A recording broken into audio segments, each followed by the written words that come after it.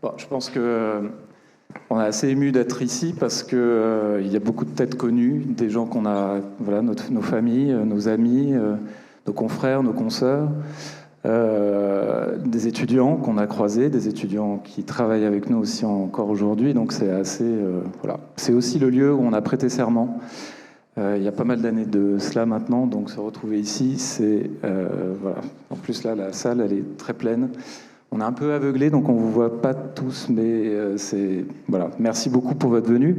Évidemment, merci à Léa de nous accueillir dans ce magnifique lieu qui fait vivre l'architecture.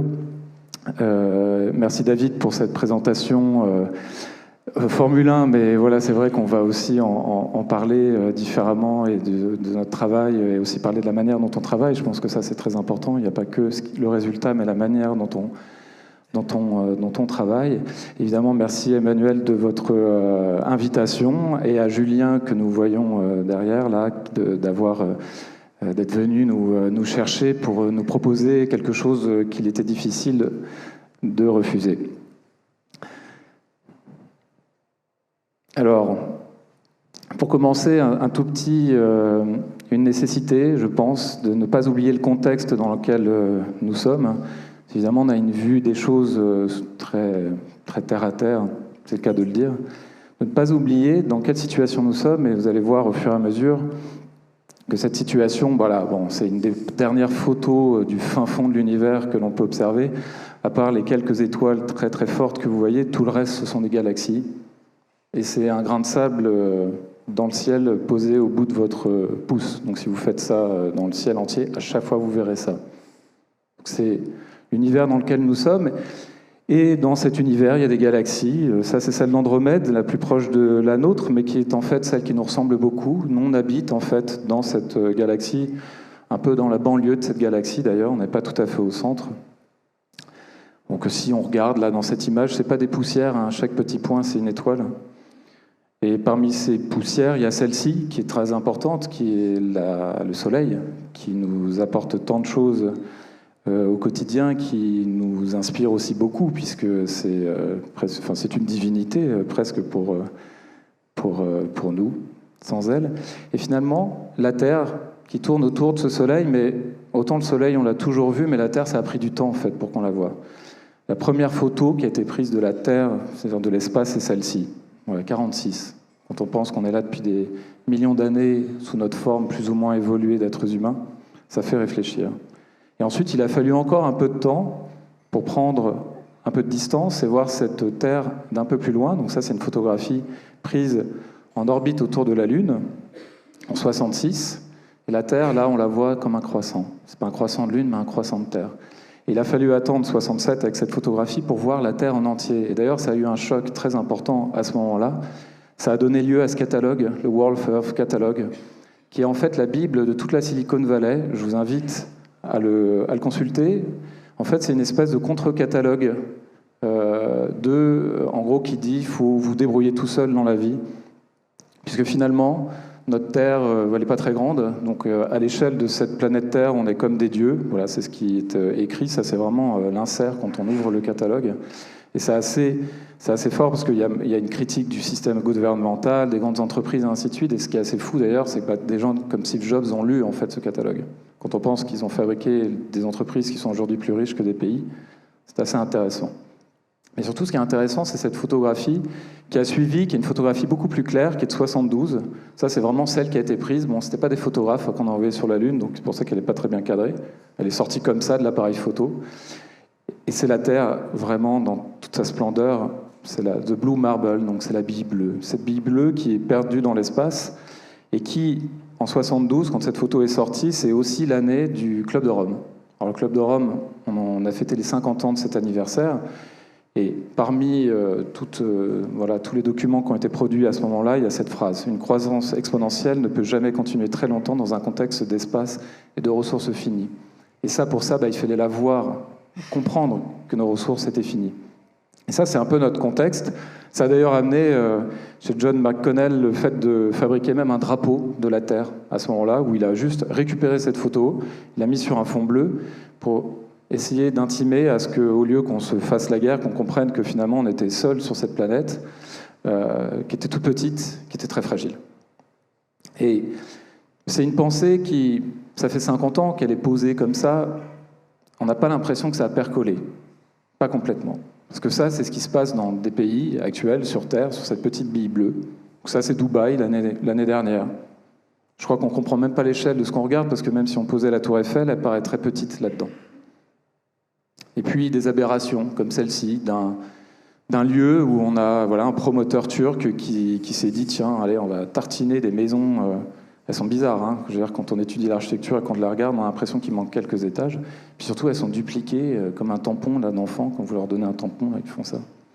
Et ça a été, il y a eu une crise en fait immobilière en Turquie, ça n'a jamais été habité. Et récemment, comme en Chine, où il y a une crise immobilière, où on se met à démolir des immeubles qu'on vient de construire. Alors c'est sûr que quand, ici, on se pose les questions fondamentales d'écologie, et quand on voit ça, on se dit qu'on ne joue pas dans la même équipe. Alors, en Chine, il y a des résistants de ça. Il y a des gens qui essayent de ne pas vendre, en fait, leur maison. Mais ça, par pudeur, je n'ai pas montré les photos qui suivent, parce que même ces résistances, elles durent plusieurs années, on les appelle les nail houses, donc les maisons clous, en fait, elles finissent par disparaître. Et nous, on crée l'agence finalement en 2007, au milieu... Alors, j'ai montré ces deux films-là, parce que c'est le même réalisateur, Adam McKay. Alors, on a beaucoup entendu Don't Look Up, qui est sorti il n'y a pas très longtemps, qui parlait en fait du déni face à la crise climatique, mais à gauche, il y a The Big Short, qui est du même réalisateur, qui est absolument remarquable comme film, avec une distribution incroyable, et qui parle de la crise financière. C'est précisément cette crise financière qui nous est apparue au moment où on a créé l'agence, et qui est finalement notre contexte. Donc ici, un peu notre évolution dans le temps, parce que nous sommes faits de chair et de sang, et nous sommes mortels comme nous tous ici. Un jour, aucun de nous ne sera vivant. Mais on traverse le temps. Alors c'est assez intéressant de voir qu'au début, on s'est toujours appelé PNG, mais on a eu du mal à bien s'organiser sur la photo. Ce ne sont que des autoportraits, donc on posait le pied à l'appareil photo, puis on se prenait.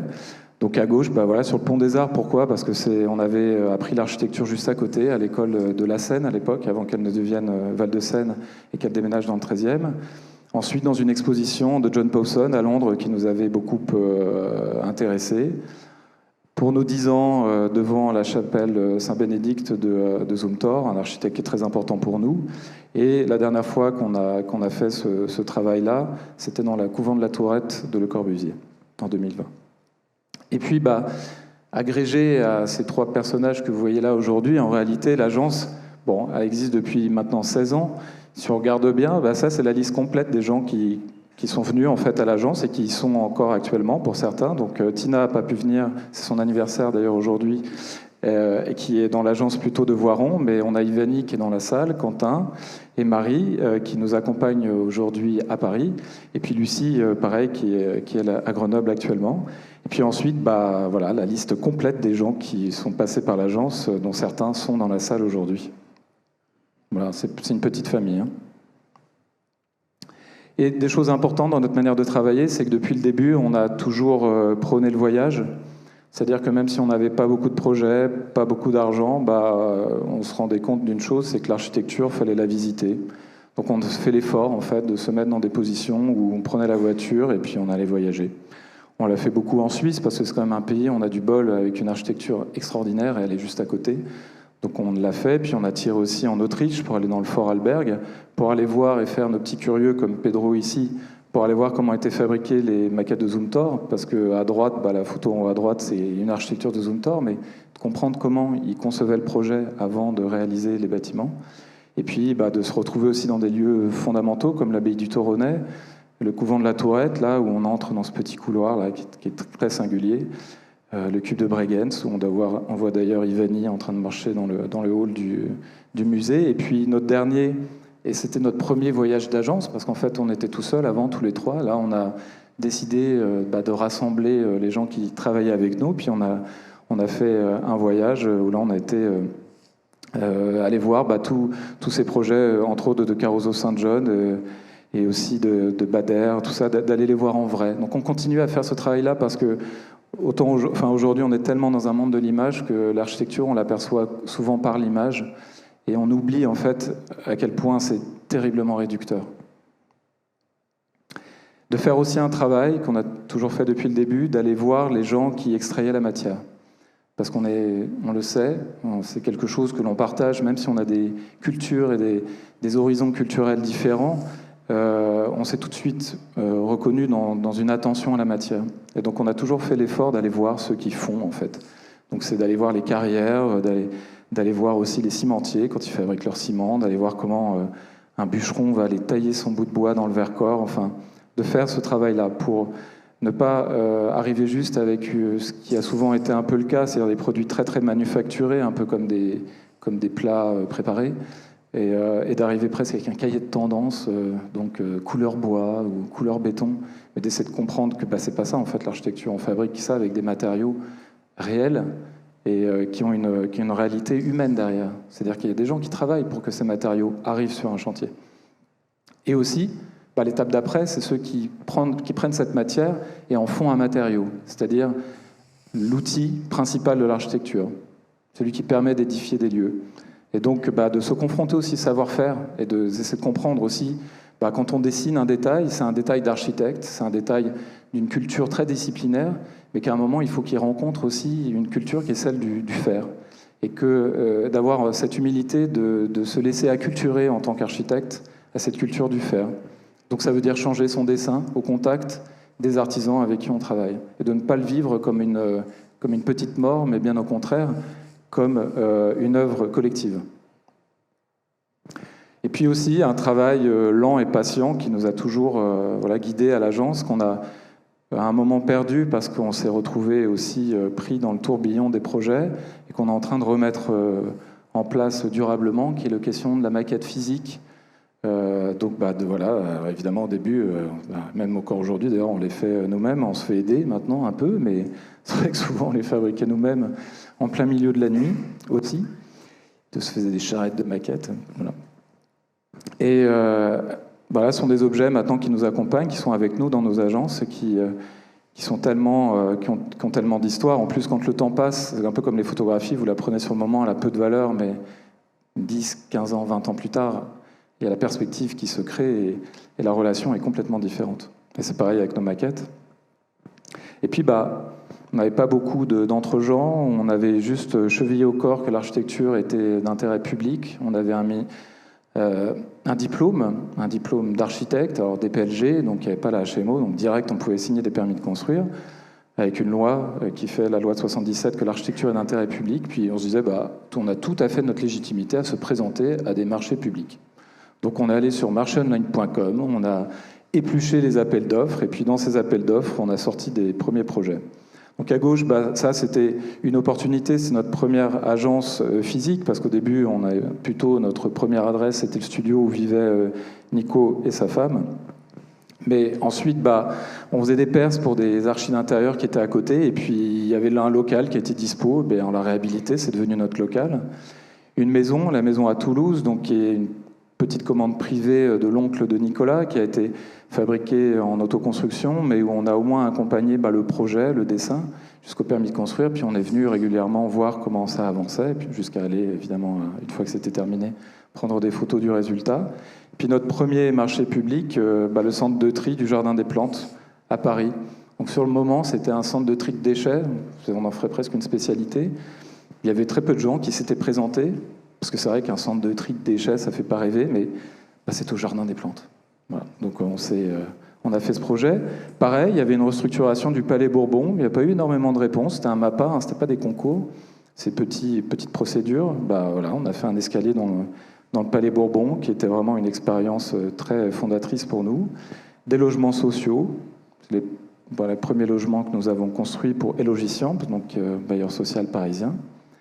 La réhabilitation du Fort L'Écluse, un projet qui nous tient beaucoup à cœur, qui est en train de se terminer après plus de 10 ans, qui maintenant est officiellement terminé, il était temps. C'est un projet très intéressant pour nous de se retrouver au fin fond de l'Ain, face à un fort qui est fermé la moitié de l'année parce qu'il y a trop de neige. Et puis, un moment clé pour nous, qui a été les AJAP en 2014, dont on a été lauréat et qui nous a fait rencontrer du monde. Parce qu'en fait, on était un peu comme des ours dans nos tanières, et puis on n'était pas très à l'aise quand on venait ici, par exemple. On venait voir des conférences ici, puis on ne comprenait pas, on n'avait pas les codes. On revenait parce que ça nous intéressait d'écouter ce que les gens avaient raconté, on n'avait pas les codes. D'ailleurs, donne une sacrée perspective de se retrouver là maintenant. Donc on venait et puis voilà, on rencontrait pas grand monde. Zajab, ça nous a projetés dans un collectif en fait, parce qu'on s'est assez vite bien entendu entre nous. Et on a fabriqué un collectif. Et puis on a eu de la chance, le ministère de la Culture à ce moment-là a ouvert le fait que ce pavillon français de la Biennale pouvait être ouvert à une candidature avec un projet. Donc plein de gens ont présenté des projets. Et on a remporté ce projet avec notre collectif et avec Frédéric Bonnet de Aubrac. Et puis ça a été une aventure extraordinaire pour nous. Et puis à ce moment-là, on a rencontré d'autres architectes, des confrères et des consoeurs qui nous ont amené des projets de collaboration. On a fait des projets ensemble. Donc on a fait ce projet au Centre Pompidou, donc qui est une restructuration d'une partie du Musée national d'art moderne, donc qui est situé au 4e et 5e étage. Et on l'a fait avec Benoît Sint du collectif Studio Lada, qu'on avait rencontré, qui était à Jap avec nous en 2014. Et deuxième projet clé de cette rencontre, on s'est aussi très bien entendu, c'était le jour c'était le vernissage, non ? Ouais, le vernissage au pavillon d'Abou. On a rencontré Julien et Emilien. Et puis il y avait un appel d'offres d'équipement public à Neuvecel. Bon, c'était un gros projet, c'était 8 millions d'euros. On se disait, mais qu'est-ce qu'on va aller faire là-dedans ? On n'a pas nos chances, mais en même temps, à 2 agences, peut-être que ça gonfle un peu, ça peut gonfler l'effectif. On a été sélectionnés. On a présenté, comme en fait, on s'est dit, oh, c'est déjà dingue d'être sélectionné, allons-y. On a fait un contre-projet et on a gagné avec un contre-projet. Et ce projet nous a valu une belle fortune. On a de la chance quand même. Parce que ça aurait pu... c'est tombé au bon moment aussi. Hein. La vie s'est faite de hasard. Ça a tapé dans l'œil du jury à l'époque de l'écart d'argent. Et ce qui fait qu'on l'a remporté cette année-là. Et puis au début, Atelier PNG, c'était à Paris. Pourquoi ? Parce qu'on s'est rencontrés à Paris. Premier jour, première année de nos études d'architecture en 99 à l'Atelier Bataille. Mais on savait, Pedro voulait à un moment se rapprocher de la montagne, se rapprocher aussi d'un territoire qui est celui de sa compagne. Et puis avec beaucoup d'enfants, tout ça, de se dire à un moment, on part de Paris et puis on s'installe ailleurs. Nicolas a suivi. Et ça a fabriqué la deuxième agence, celle de Voiron, qui est là en 2015. C'est ces 2 agences-là. Donc des rez-de-chaussée de petits bâtiments, soit faubouriens, soit des années 80. Et puis bientôt, on va déménager. Donc à Paris, on va déménager au pied de la tour en verre, aux Olympiades. Et puis à Voiron, on va s'installer dans ce petit ancien poste de tramway. Et de ce double ancrage qu'on avait déjà en fait mentalement, parce qu'on n'a jamais opposé la ville très dense et puis le territoire moins dense. Dans les faits, quand on s'est toujours intéressé aux situations, quelles qu'elles soient. Et ce qui fait que là, en prenant ces photographies aériennes de nos différents projets, ça montre un peu la diversité des lieux où on intervient. Alors, ce n'est pas tous des projets qu'on a remportés, c'est aussi des concours, mais qui sont des projets, ils ne sont juste pas arrivés jusqu'au bout.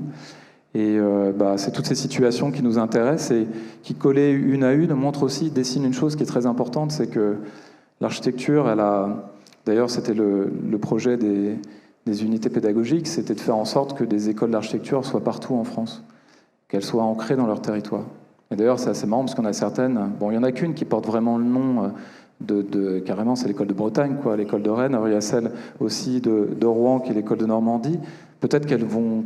Un jour, celle de Grenoble va s'appeler l'école de l'arc alpin, mais il faudra qu'ils se battent avec Lyon. Mais vous voyez, cet ancrage territorial, il est important, et on voit d'ailleurs qu'il pousse de plus en plus, et que c'est une attention chez les étudiants, chez les jeunes architectes, et je pense que c'est fondamental de le rappeler, que l'architecture, elle n'est jamais aussi intéressante que quand elle est ancrée, qu'elle n'est pas là par hasard. Et puis des projets qu'on ne va pas vous présenter ce soir en détail, mais qui sont des projets soit qu'on a terminés, soit qu'on est encore en train de mener. Donc la revitalisation d'un centre-bourg à Saint-Barthélemy, de Séchilienne, l'extension de la mairie de Conflans-Sainte-Honorine, la réhabilitation de la Villa Clément à Grenoble. En ce moment, on restaure en effet une tour dans les Olympiades, des logements sociaux à Grenoble, un projet assez intéressant d'équipement dans le domaine d'Harcourt, dans l'Eure. Ce qui fait que parfois ça arrive qu'on nous pose, est-ce que vous êtes des architectes des villes, des architectes des campagnes, ou on serait les deux? Moi je pense que ce clivage est un peu dépassé. Je pense que la plasticité des architectes, je pense qu'elle a vraiment une force quand elle s'applique au territoire. C'est-à-dire que de se dire, mais non, je ne vais pas forcément dans des lieux que je connais par cœur. Pas forcément ça, c'est surtout des lieux que j'ai envie de connaître, j'ai envie d'apprendre et où je pense que la réflexion architecturale peut apporter quelque chose. En gros, que l'architecture peut faire du bien.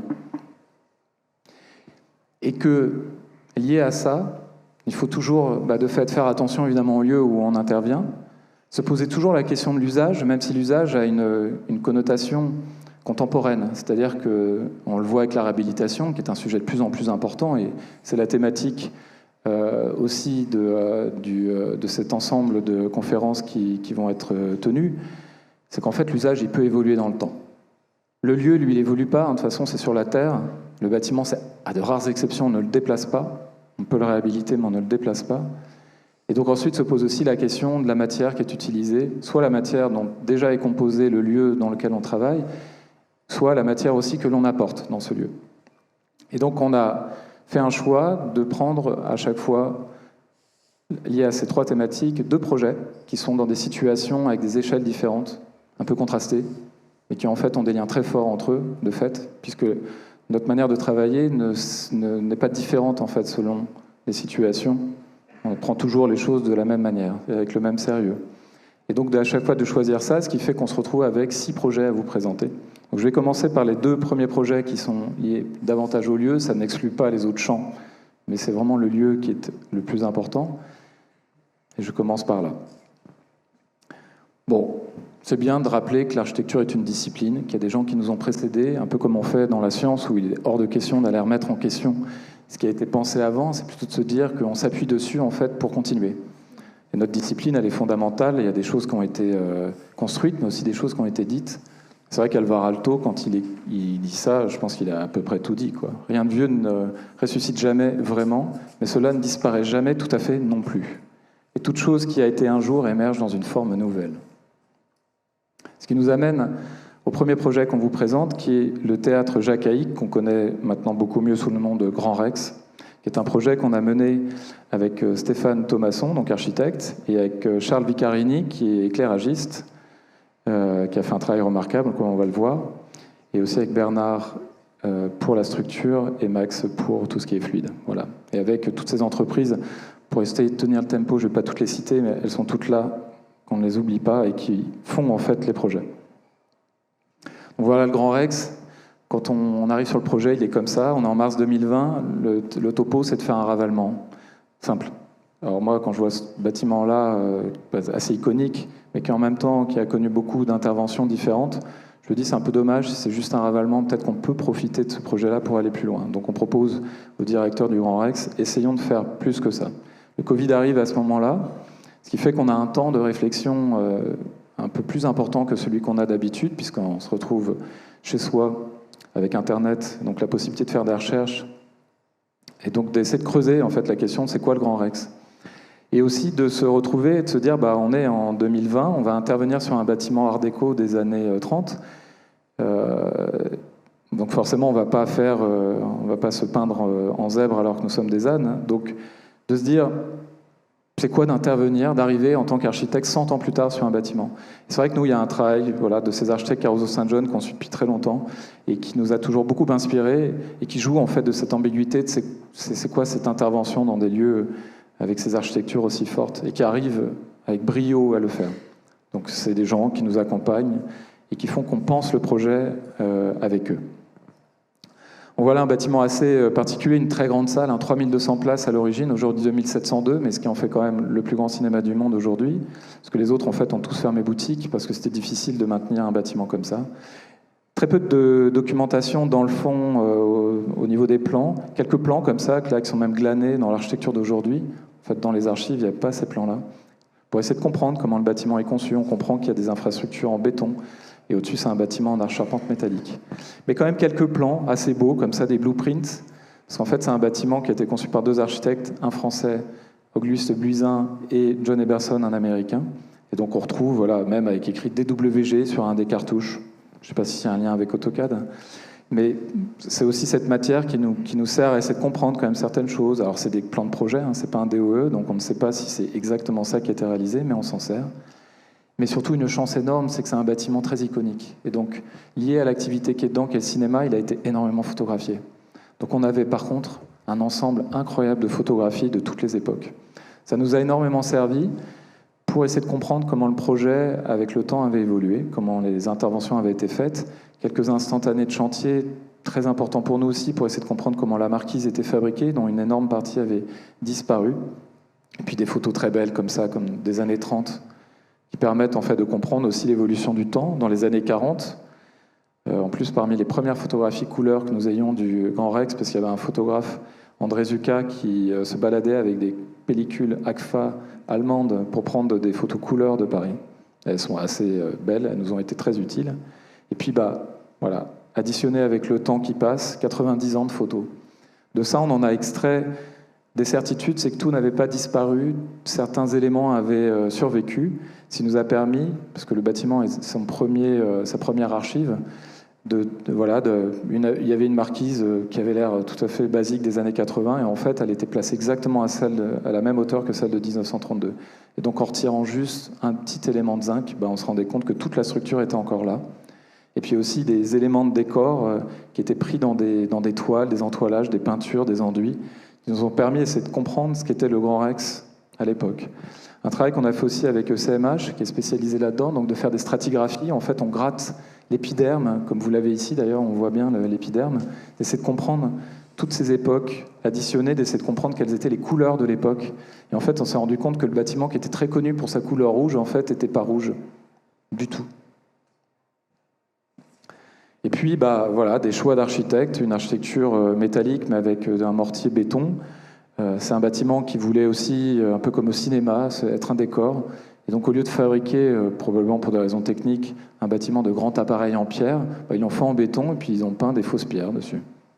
Comme ça, on l'a restitué.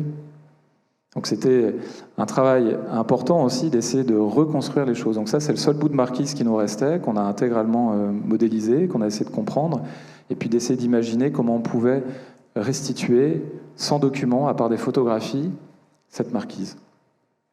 Et à faire ce jeu aussi de se positionner, ça c'est quand même, la photographie est un truc incroyable, parce que ça fiche pour le temps, pour l'éternité, en fait, un moment du temps.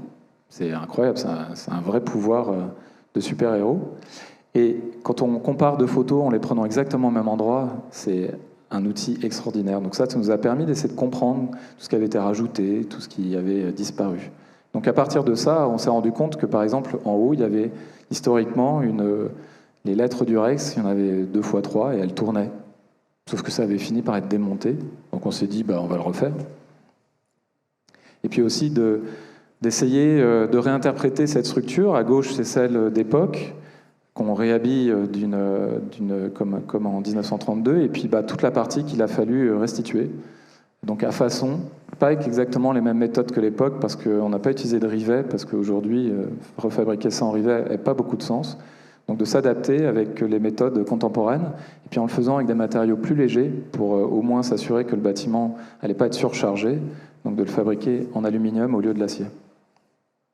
Puis tout un travail de restitution à partir de tout ce travail-là, de photos, d'essayer d'imaginer comment était le Grand Rex en 1932, et puis comment il pouvait évoluer.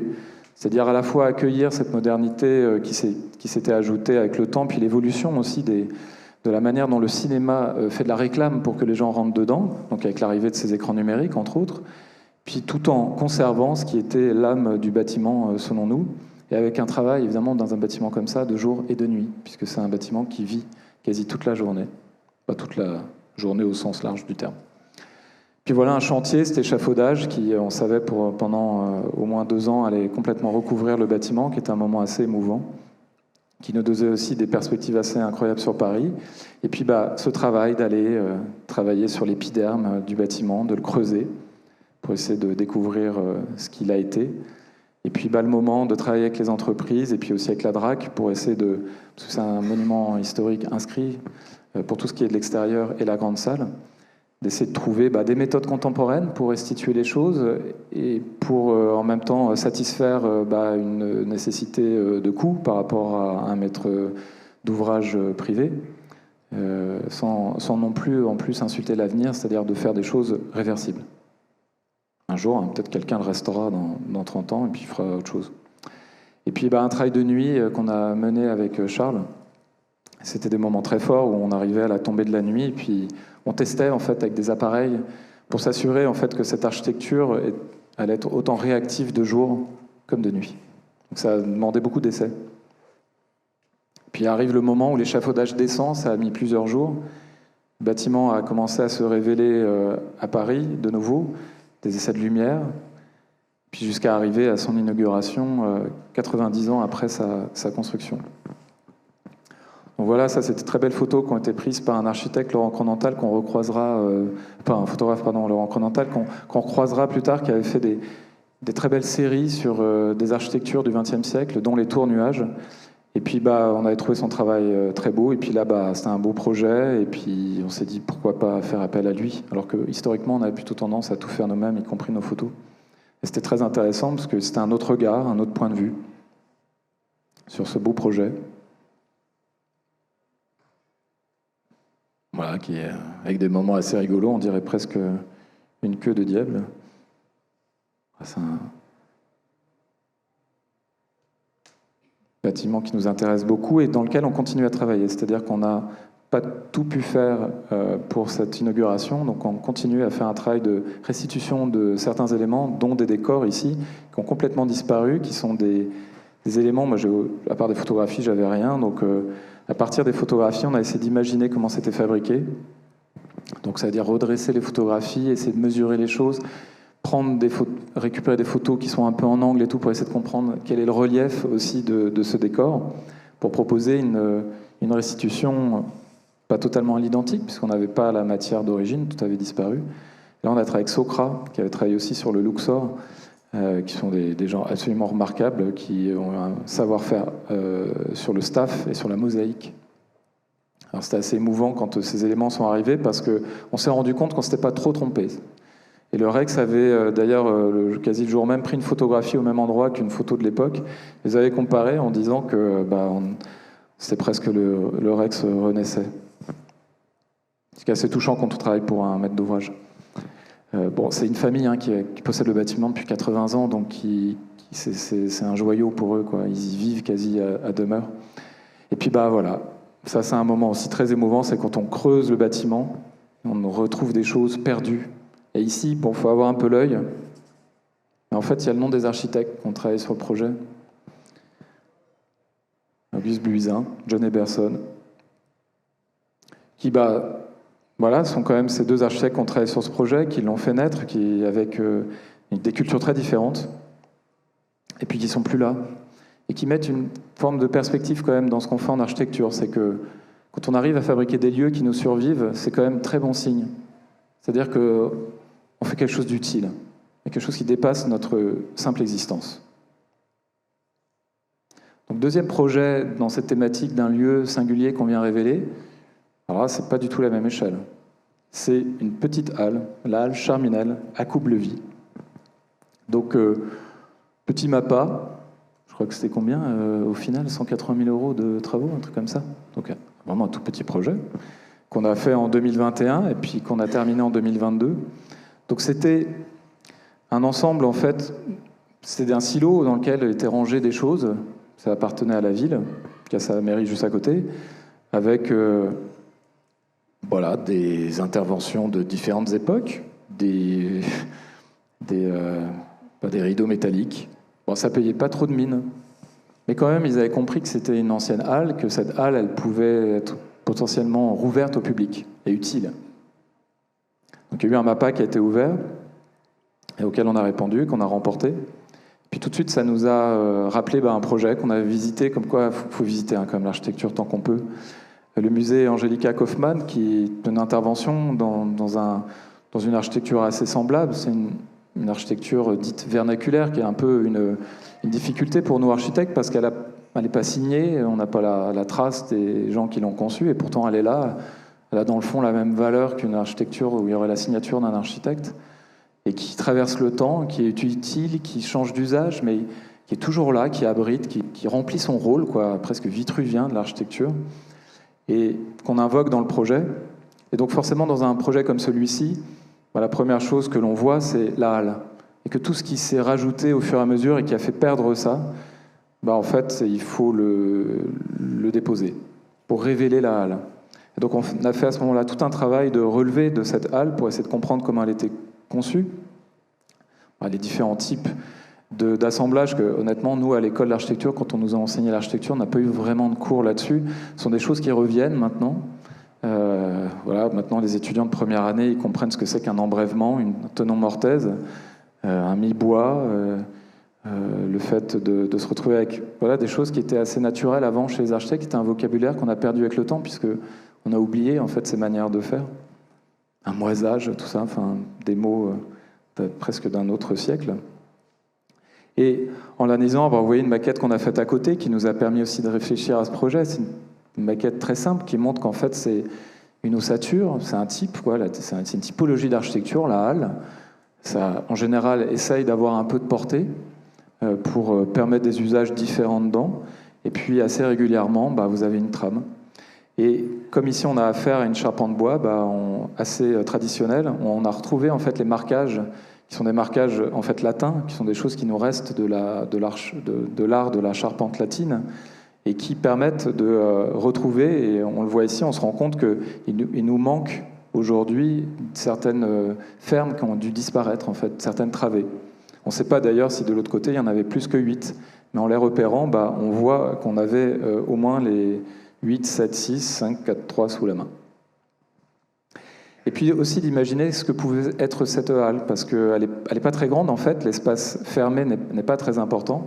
Et tout de suite, on a eu l'idée de l'ouvrir, de se dire qu'on pouvait avoir un système qui permettait de moduler l'espace. À la fois, ça peut être une halle fermée et qui, je sais pas, parce qu'il fait pas beau, il pleut, tout ça, on peut avoir le modèle complètement fermé, mais aussi de se dire à certains moments, elle s'ouvre et puis ça devient la scène d'un spectacle ou d'un concert.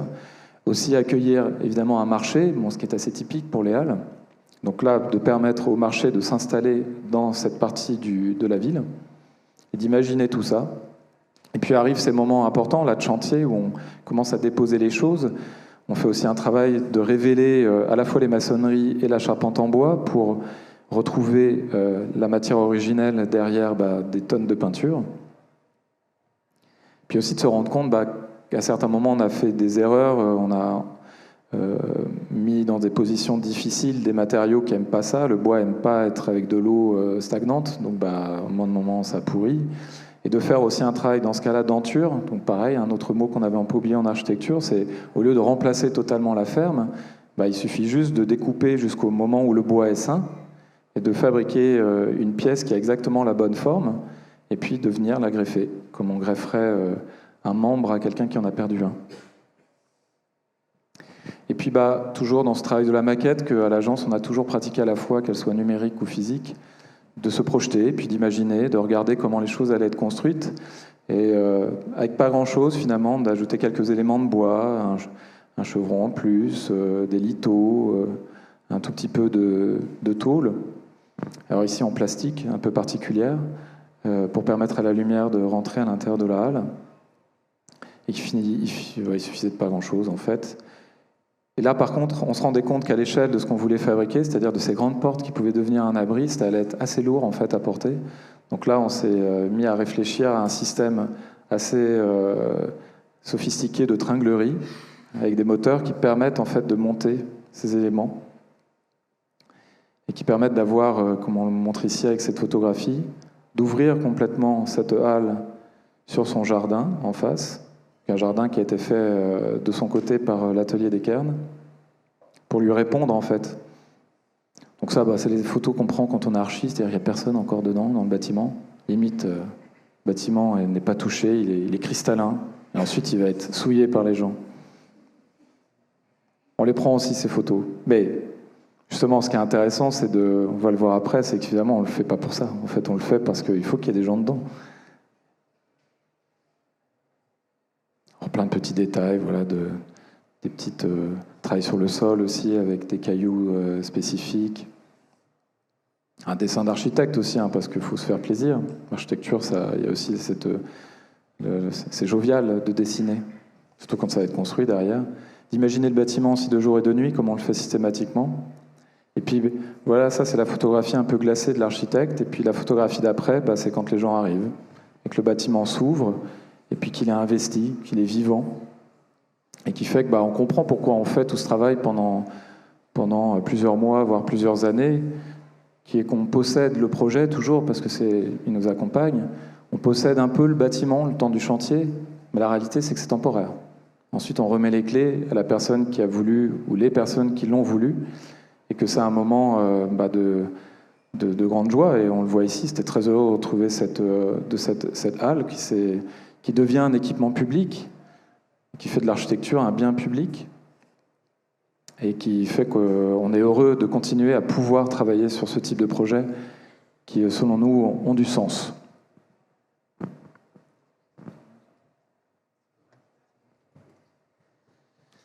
Le deuxième thème qu'on a illustré ce soir, c'est le thème de l'usage. Donc, vous avez compris que les projets pourraient être développés dans toutes les catégories, mais évidemment, on les a classés, ça permet quand même de parler de ces thèmes qui nous sont chers. Donc c'est vrai que l'usage, c'est vraiment la question de pourquoi on fait de l'architecture, quoi. On a souvent utilisé des citations de Philippe Madec aussi autour de ce sujet, mais la première des fonctions de l'architecture, c'est bien de nous abriter et de nous héberger. Et le moment où ça dépasse cette fonction première, comme l'explique Bruno Taute, c'est là que ça devient de l'architecture, quand on commence à dépasser le simple besoin élémentaire de survie, de protection, pour faire plus de nos bâtiments. Et donc là, on l'a fait dans l'autre sens, c'est-à-dire que la campagne arrive avant la ville. On commence par un équipement public à Ventavon. Donc Ventavon, c'est une petite commune des Hautes-Alpes, à côté de Sisteron, où, vous le voyez, on est sur un village motte. Donc c'est typiquement une commune qui a connu un développement historique, on va dire, en haut de cette motte. Dans les Hautes-Alpes, c'est une forme d'urbanisme, entre guillemets, qui est très répandue. Il y a tout un parcours touristique sur les villages perchés et qui a aujourd'hui un développement aussi périurbain.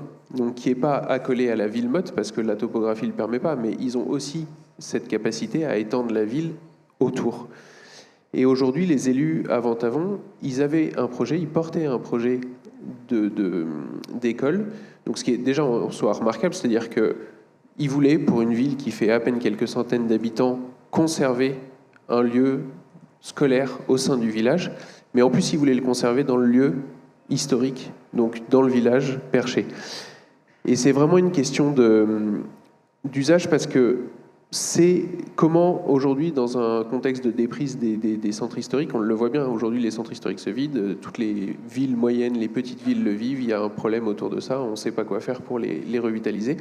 Les élus tenaient, ils avaient déjà un petit peu une école, il y a une classe, c'est un mini-projet, c'est une école de une classe. Aujourd'hui, les communes alentours fonctionnent en regroupement de communes, donc il y a une classe dans plusieurs écoles. Avant, ils ont les CM2, je crois. Donc, ils préservent, au lieu de se dire il y a une commune qui est favorisée, on va construire une école dans la commune. En fait, on privilégie la capacité de la ville à garder son dynamisme en faisant ce regroupement pédagogique. Et donc, Ventavon accueille une nouvelle école. C'est aussi une question d'usage partagé, c'est-à-dire qu'aujourd'hui, c'est un équipement qui coûte cher à la commune. Donc, est-ce que ça doit être uniquement une école, ou est-ce que ça doit pouvoir permettre à la ville d'avoir une capacité à porter un équipement qui va dépasser ce simple mono-usage. Donc aujourd'hui, l'école, elle est capable, au rez-de-chaussée notamment, donc où on a la cantine scolaire et puis l'espace périscolaire, de pouvoir accueillir éventuellement les habitants hors du temps scolaire, le week-end, etc. La mairie, elle peut organiser du temps au sein de sa nouvelle école. Mais c'est aussi une question de partage de l'espace public. C'est-à-dire qu'aujourd'hui, la rue, c'est la cour d'école. Et quand il n'y a pas d'école, c'est à nouveau la rue. Et finalement, on est dans une densité qui autorise cette porosité entre des équipements publics qui auraient vocation à être complètement cloisonnés. Où on voit bien, quand on construit une école à Paris, on nous dit s'il vous plaît, mettez 2 murs qui font 3 mètres de haut, du courant entre les deux, il ne faut pas qu'on se voit, etc. Bon. Là, on est capable aujourd'hui, on a un bout de clôture, histoire de dire quand c'est fermé, les élèves ils sont là, c'est l'école, ailleurs c'est pas l'école, mais en réalité ça pourrait presque rester ouvert à la Suisse. On l'avait vécu à Neufchâtel, les élus avaient accepté de porter ça, c'est-à-dire qu'une clôture de 1,10 m, ça suffit à faire la limite. Et peut-être que c'est pas aussi sécurisé qu'un camp militaire, mais en réalité ça permet quand même d'inscrire une fonction au sein d'un espace public. Et donc, il y avait une thématique pour nous quand on est arrivé là-bas, MAPA, pareil, de inscription patrimoniale de cet équipement. Parce que donc on a à gauche l'état actuel tel qu'on l'a rencontré, et puis on avait des photos, pareil. Alors là, il y a beaucoup de cartes postales aussi sur nos territoires qui ont illustré et figé un peu ces états antérieurs. Et donc on voit bien que cette figure de la ville motte était construite quand même sur une forme d'enceinte, et donc il y avait un enjeu à reconstituer un petit peu cette enceinte périphérique et ce travail-là. Quand on a commencé ce projet, ça nous a forcément fait penser à Georges-Henri Pinguisson, qui avait fait tout ce travail à Grillon, de comment on fait pour intervenir comme ça dans un contexte patrimonial et redonner une identité à des fonctions qui sont plus forcément présentes. Et en tout cas, on a toujours un petit peu cette... c'est pas une ambivalence, mais en tout cas cette question qui se pose à l'agence entre à quel moment on intervient dans un contexte en étant poli, avec la ville qui nous accueille, avec la culture du site, avec les habitants, et à quel moment on doit se signifier, à quel moment on est dans le pastiche, et à quel moment on est un architecte contemporain qui construit un bâtiment dans son siècle. Et donc là, pour Pinguisson, on trouvait que c'était intéressant parce que sur le côté extérieur et on va dire le grand paysage de son intervention, il était resté assez discret. Il avait fait quelque chose qui, au-delà de ce qu'on peut voir ici, ne signifiait pas particulièrement, alors qu'en intérieur de village, il avait assumé son époque, la construction qui était quand même beaucoup plus contemporaine pour lui, avec des formes qui représentent bien, et par contre, il avait gardé la matière. Donc quand on est arrivé pour essayer de remporter ce projet avec les élus, parce que c'était une MAPA avec une petite remise de prestations, on avait illustré ça un peu. On a fait des vues de drone qu'on a dessinées, et pour leur expliquer comment on imaginait la relation entre cette école, entre le village et le grand paysage, puisque finalement l'école, elle avait la chance d'être à l'articulation entre les deux, quoi. Elle bénéficiait autant d'un côté du village que de l'autre côté du grand paysage. Donc en se projetant en maquette comme ça, en essayant de se dire, il faut qu'on reconstitue cette frontalité, mais comment est-ce qu'on peut faire pour se signifier ? Et signifier que finalement on est un équipement public du XXIe siècle, au bénéfice des habitants, et inscrit dans un territoire qui est assez exceptionnel et qui bénéficie d'un grand paysage qui est assez exceptionnel aussi. Et donc en fait, on a décliné 3, on va dire, thématiques principales. Une autour de la fenêtre, que vous commencez à avoir évoqué ici, une autour de la couleur et une autour du temps. Donc ça, oui, c'est illustration aussi de cette question. Donc à gauche, Zumthor sur sa chapelle qui, on va dire, sort de l'archétype ou quoi pour proposer quelque chose qui est vraiment une géométrie très forte, et à droite qui réutilise au contraire les archétypes locaux, mais de façon très contemporaine, pour essayer d'inscrire ces bâtiments dans un imaginaire collectif. Donc la fenêtre, pour nous, c'était vraiment un moyen de signifier cette architecture contemporaine. C'est-à-dire que le bâtiment vernaculaire, comme le disait Grishka d'origine, c'est plutôt par définition un bâtiment lié à l'habitation. Les gens ont construit leur propre logement, ils l'ont fait de façon rationnelle, et ils l'ont fait avec les techniques qu'ils étaient capables de maîtriser. Donc ça crée plutôt le profil de ce qu'on voit à droite, c'est-à-dire des bâtiments avec des petites fenêtres. On connaît tous cette imposition un peu, entre guillemets, ABF de la fenêtre verticale, etc. En réalité, c'est quand même lié à cette histoire et à cette capacité à construire, à un moment donné, le trou dans un mur, quoi. Le bâtiment contemporain, aujourd'hui, il est capable de nous proposer justement ces grands franchissements et des fenêtres beaucoup plus généreuses. Et ça tombait bien parce qu'on avait et un besoin de lumière et un besoin de vue sur un grand paysage qui était quand même assez généreux. Et donc pour nous, c'était vraiment une capacité à se projeter dans un ouvrage qui pouvait faire l'interface entre les deux. Et donc on a imaginé comme des tableaux finalement. Donc des fenêtres monumentales avec des outils. Là, vous voyez, il y a une petite grille au milieu. On est quand même dans les Hautes-Alpes, donc on va pas dire dans le Midi, mais on est très bas dans la géographie française. Il fait très chaud en été. Donc il y a vraiment une capacité de ces ouvertures aussi à nous proposer une capacité à à ventiler le bâtiment et puis à faire en sorte qu'en été, l'école reste vivable. Et donc cette ouverture, ça a été cette ping-pong, on va dire, entre le village et l'intérieur qui s'ouvre sur le grand paysage. Donc côté village, on a cette réinterprétation des Génoises, qui est beaucoup inscrite dans la culture méditerranéenne. On a la couleur bleu charrette, qui est très présente dans le village. Et à côté de ça, on a le complètement hors format, qui signifie qu'on n'est pas dans une maison ou dans un lieu d'hébergement. Et côté intérieur, on voit ici, et on le voit encore plus quand c'est terminé, ce grand format encadré. On a fait exprès d'exagérer, on l'a posé en applique intérieur avec un cadre comme ça surépaissi pour que ça fasse vraiment cet effet de tableau pour les enfants. Quand ils sont en classe, ils ont un tableau de grands paysages pour eux. Voilà, on le voit. L'autre question, c'est la question de la couleur. À chaque fois, quand on travaille, on a quand même beaucoup... ça nous fait des échos, alors à des architectes, à des artistes. On aime bien partager ça parce que c'est quand même toujours une source d'inspiration pour nous. Et là, on s'est dit, la couleur, dans le Midi, c'est important. On est capable de le porter. C'est un équipement public, donc finalement, c'est aussi un lieu d'expression.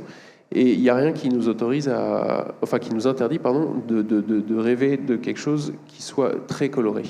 Donc on a échangé avec les élus. Nous, nos inspirations de départ, c'était Nicolas Destel, là, pour le travail qu'il a fait, la peinture qu'il a faite justement sur ces ambiances méditerranéennes.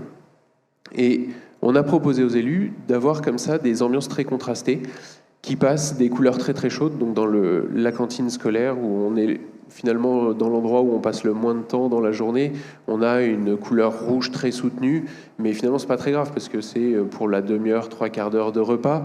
On passe par des espaces très froids de circulation, et au contraire, dans les classes, on est sur des couleurs jaunes assez vives, mais qui vont permettre aux enfants de passer les journées en étant assez concentrés. Et donc on avait vraiment projeté des ambiances, on l'a rarement fait autant, mais là on y allait à fond, faut le dire. Donc des ambiances très très contrastées comme ça. Et donc après, tout le jeu dans le chantier, c'était d'essayer de maîtriser ça, quoi. Donc de travailler sur les ouvrages en maçonnerie pour garder du bleu comme ça en encadrement des baies, de travailler avec le menuisier pour travailler sur des bois qui sont colorés mais qui gardent la matière du bois, évidemment.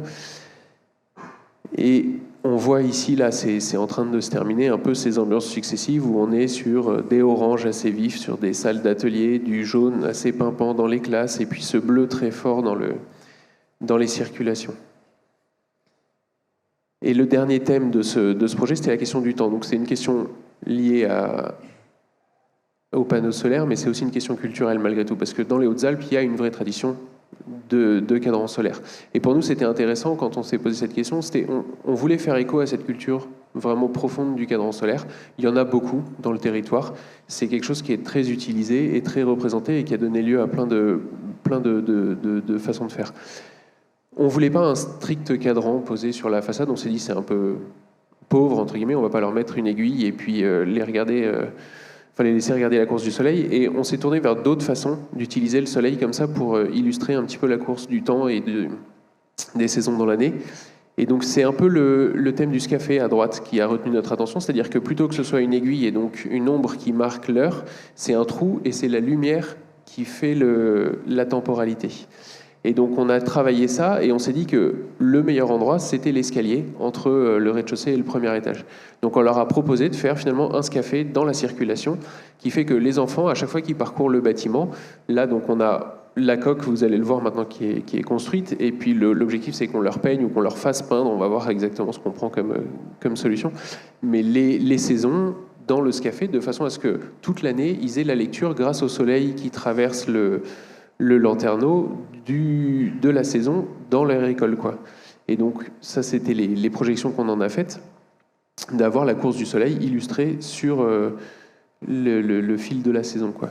Et donc là on le voit, c'est pour la peine un peu exigu, on a un peu du mal à le prendre en photo, il faudra qu'on arrive à trouver une méthode, mais le lanterneau qu'on voit vient éclairer le scafé de façon à pouvoir avoir cette course du soleil au cœur même du bâtiment. Et donc on dépasse la simple reproduction d'un cadran solaire qu'on aurait collé à la façade, mais on a réussi à en faire un outil de pédagogie au cœur même du bâtiment, quoi, à notre sens. Là, les enfants, ils vont pouvoir, et les enseignants, utiliser le bâtiment pour avoir une question pédagogique autour du temps, des saisons. Enfin voilà, on espère qu'ils s'en serviront bien. Deuxième sujet sur la question, c'est la réhabilitation de la barre Piton du Vernois, donc on mène en association avec Julien Boideau, avec qui on a gagné aussi ce projet. C'est finalement un peu le même effet qu'à Neuvecelle. On s'est dit c'est très intéressant, très gros, est-ce qu'on y va vraiment? Au final, oui. On a été sélectionné, on a eu la chance de le gagner, et donc on est très content de le développer avec Julien. Là, c'est vraiment périphérie parisienne, donc on est sur la porte de Bagnolet, dans des endroits qui ont été construits deuxième moitié du XXe siècle, et sur une urbanisation où, on le voit, c'était quand même un moment un peu dur, et finalement ça a été des grandes utopies, mais qui ont eu un peu du mal à survivre ces dernières années à cette utopie, et qui sont rentrés un peu dans le dur du projet. Donc là, on est vraiment collé pratiquement à l'échangeur de la A3, là, au niveau de la porte de Bagnolet, sur un territoire où on voit à gauche, il y a encore d'ailleurs trois plots un peu verticaux, et cette longue barre, la barre Crevel, qui est l'objet de notre étude. Donc c'est un projet qui nous permet de développer plusieurs thèmes. Là, on a la question du réemploi. On voit dans l'architecture vernaculaire, ça a souvent été fait. On le voit avec le travail de Picionis à l'Acropole d'Athènes, qui a réemployé comme ça beaucoup de bouts de bâtiments pour créer le pavement.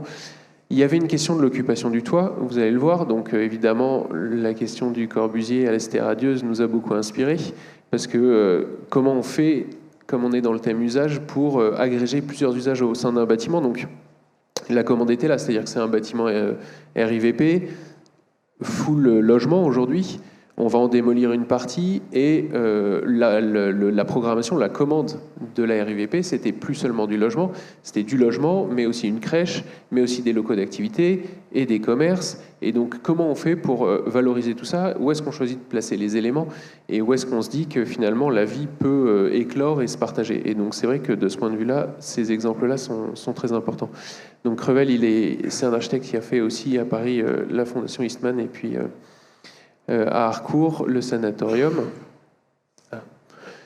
Et donc la barre Piton, c'est un bâtiment qu'on a retrouvé dans l'ouvrage La Pierre Banale. Donc c'est un bâtiment qui est aujourd'hui construit en béton, plancher béton, et en pierre massive, donc qui est pour nous, et on va en reparler, un gisement de ressources. Quand on a démarré le projet, il y avait une volonté, à travers la fiche de l'eau, donc il fallait qu'on coupe le bâtiment, c'était acté, on en enlève pratiquement les 2/3 pour pouvoir laisser un petit peu le quartier respirer. Ça permet aussi la création d'une nouvelle voie, et il fallait l'étendre. La forme initiale, c'était plutôt une forme de bâtiment L, avec un L qui était aussi haut que l'existant, et qui donnait un petit peu, qui tenait l'angle de ce futur bâtiment.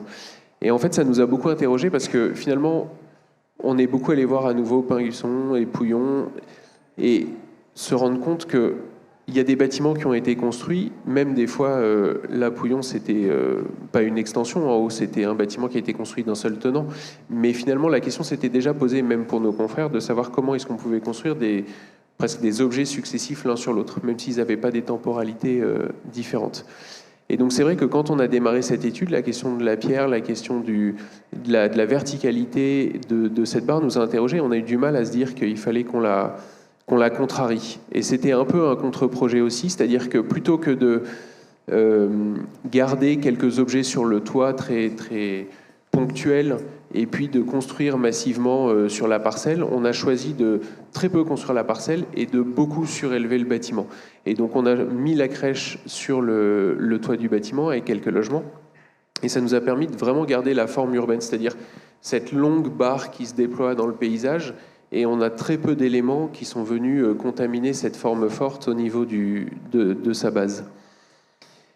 Et le fait de travailler comme ça en réhabilitation sur des bâtiments existants, pour nous architectes, c'est quand même remarquablement satisfaisant, notamment sur la question du logement, parce que on fait beaucoup de choses, vous l'avez vu, assez différentes. Du logement, on en fait quand même un peu aussi.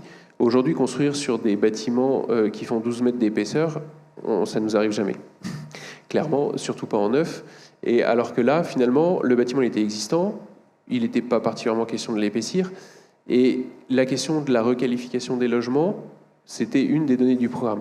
Et donc pour nous, c'était particulièrement important de pouvoir profiter de cette opportunité de projet d'un bâtiment fin pour garder les qualités d'habiter que le bâtiment avait intrinsèquement, c'est-à-dire des bâtiments 100% traversants. On est sur un bâtiment où toutes les cages d'escalier existent. On a une cage d'escalier pour 2 logements, ce qu'on n'arrive non plus, pratiquement plus à faire. Et donc ça nous a permis, dans le cadre du projet, en regardant tous les plans et puis en travaillant ça, de faire 100% de logements traversants. Et donc là, on voit la perce qu'on a rendue au concours. On a vraiment cette grande barre, augmentée de ces 2 niveaux d'extension en superstructure, et on ne lit même pas en fait ce qu'on a rajouté en bas. Parce que pour nous, le plus important, c'était de conserver cette forme forte. Voilà, en plan masse, dans son grand paysage, puisque finalement, c'est collé à un parc existant, mais qui va être entièrement repris. Et donc, ces logements qui nous ont... Enfin, qu'on a pu travailler sur cette question du logement traversant, ce qui est pour nous vraiment important, parce que finalement c'est quelque chose... Aujourd'hui on voit la question du confort d'hiver, on va dire que c'est derrière nous. Aujourd'hui, traiter un bâtiment pour qu'il soit économe en énergie, etc., tout le monde sait comment faire. Traiter un bâtiment pour qu'il soit confortable en été, on voit qu'en fait on est encore en train de balbutier sur ces questions-là. Aujourd'hui, on est en train de se dire que finalement, à Paris, peut-être que dans 20 ou 30 ans, le climat qu'on aura, ce sera peut-être celui de Barcelone. Mais en fait, il n'y a pas encore tellement de règles et d'habitudes de travail autour de ces questions-là. Et le logement traversant, au-delà des qualités d'usage qu'il apporte, c'est aussi une question de projeter le logement pour les 30 prochaines années. C'est-à-dire qu'aujourd'hui, ventiler un logement traversant et le rendre capable d'évoluer dans un climat qui risque de s'échauffer de plus en plus, c'est quand même une donnée de programme qu'on a du mal encore à valoriser aujourd'hui auprès de nos maîtres d'ouvrage, mais que c'est assez primordial de pouvoir faire. Il y a un sujet qu'on a assez peu illustré autour de ce projet, mais c'est la question de la réutilisation, c'est-à-dire que la démolition du projet, enfin des 2 tiers de la barre existante, va nous permettre de générer tout un gisement de pierre de taille, puisque aujourd'hui le projet il est entièrement en superstructure en pierre verticale, enfin les murs sont en pierre, et donc on va les récupérer et les réutiliser dans le projet. On va pratiquement réutiliser tout ce qu'on va démonter. Donc on a prévu un peu de pertes. On imagine bien que ça va être difficile de démonter strictement un bâtiment qui n'a pas été prévu pour. Mais l'objectif, c'est de récupérer ces pierres, les resciller quand on en a besoin et en faire du cloisonnement, en faire le bâtiment qui se reconstruit sur lui-même. Finalement, c'est un peu ce qu'on avait illustré très rapidement. Et puis certains connaissent peut-être le projet avec le Fort-l'Écluse. Mais là, appliqué à un sujet beaucoup plus urbain et beaucoup plus... compliqué quelque part, c'est-à-dire qu'on est quand même dans un bâtiment de logement où on doit respecter toutes les règles contemporaines de la construction, quoi. Et donc c'est un sujet qu'on travaille avec Julien aussi, avec des maquettes. Là, c'est chez Julien en l'occurrence la belle maquette comme ça pour travailler le projet. Et puis avec ce code couleur aussi qui nous permet d'explorer ça, c'est-à-dire que là vous avez en noir le bâtiment existant, en rouge comme vous l'avez vu souvent là dans les projets qu'on vous a partagé la partie neuve, et en bleu qui apparaît maintenant la partie réemploi. Donc où est-ce qu'on est capable de réutiliser cette pierre et ces gisements dans le bâtiment pour le projeter dans le futur. Voilà, avec ce travail sur les pièces de vie, les pièces de nuit, comment on organise les logements et comment on fait pour pouvoir le rendre aujourd'hui confortable avec les critères contemporains d'espace extérieur et de qualité de vie que tout le monde attend dans un logement.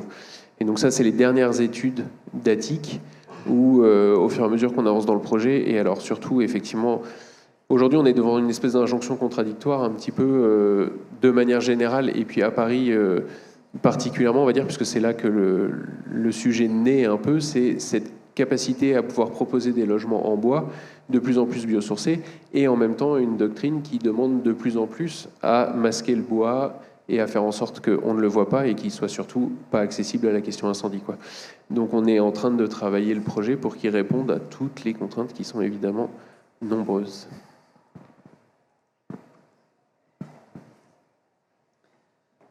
Le troisième volet, le dernier, rassurez-vous. 2 sujets, on va ouvrir un tout petit peu, juste pour vous partager. Là, on a essayé d'expliquer un petit peu par 3 items un peu importants dans tous les projets d'architecture, pour tous les architectes, pour tous les non-architectes, dans l'acte de construire un petit peu les 3 invariants. On vous partage la manière de procéder. On voudrait aussi vous partager par le biais de la matière, un peu des questions qu'on a à l'agence, des réflexions qu'on a sur notre travail et puis sur ce qui opère aujourd'hui dans le monde de l'architecture contemporaine. La matière, c'est envisagé sous notre angle plutôt sur le fait qu'on a une espèce de réaction épidermique à l'agence sur le côté captif de certains courants, on va dire, de l'architecture autour de la matière. Je vais essayer de m'expliquer le plus brièvement possible, mais Pierre Chabart, un critique chez Criticat pendant longtemps, en 2010, avait fait une conférence qui parlait des suites de la crise de 2008, dans laquelle on a, nous, démarré l'architecture. Et il évoquait le fait que face à la crise et aux besoins de frugalité, aux besoins d'économie d'énergie, d'économie de matière, il y avait un peu deux attitudes qui s'étaient développées, assez radicales, qui l'opposaient un petit peu, les autonomistes et les activistes. Les autonomistes qui se reposaient un petit peu sur la discipline, qui se repliaient un petit peu sur l'architecture comme étant une source de radicalité dans le projet, et puis les activistes qui opéraient plutôt sur le registre de la co-construction, l'économie d'énergie, la question frugalité, etc. Enfin, et donc il opposait un peu ces deux camps, entre guillemets, ces deux manières de procéder de radicalité. Nous, dans les débats en interne, on a du mal à se positionner et on n'a presque pas envie de se positionner. On n'a pas envie d'appartenir à une ou l'autre des catégories, puisque finalement on a l'impression que les deux peuvent fonctionner ensemble si on envisage un peu la matière sous l'angle fondamental de la construction, et puis pas forcément sous le dispositif pour se radicaliser, mais plutôt pour se densifier. Bon, le contenu de la conférence vous le montre, on aime la densité, mais le fait de pouvoir fabriquer finalement des projets qui ne sont pas forcément classés, qui ne sont pas forcément clairs parce qu'ils sont radicaux, mais plutôt parce qu'ils sont denses.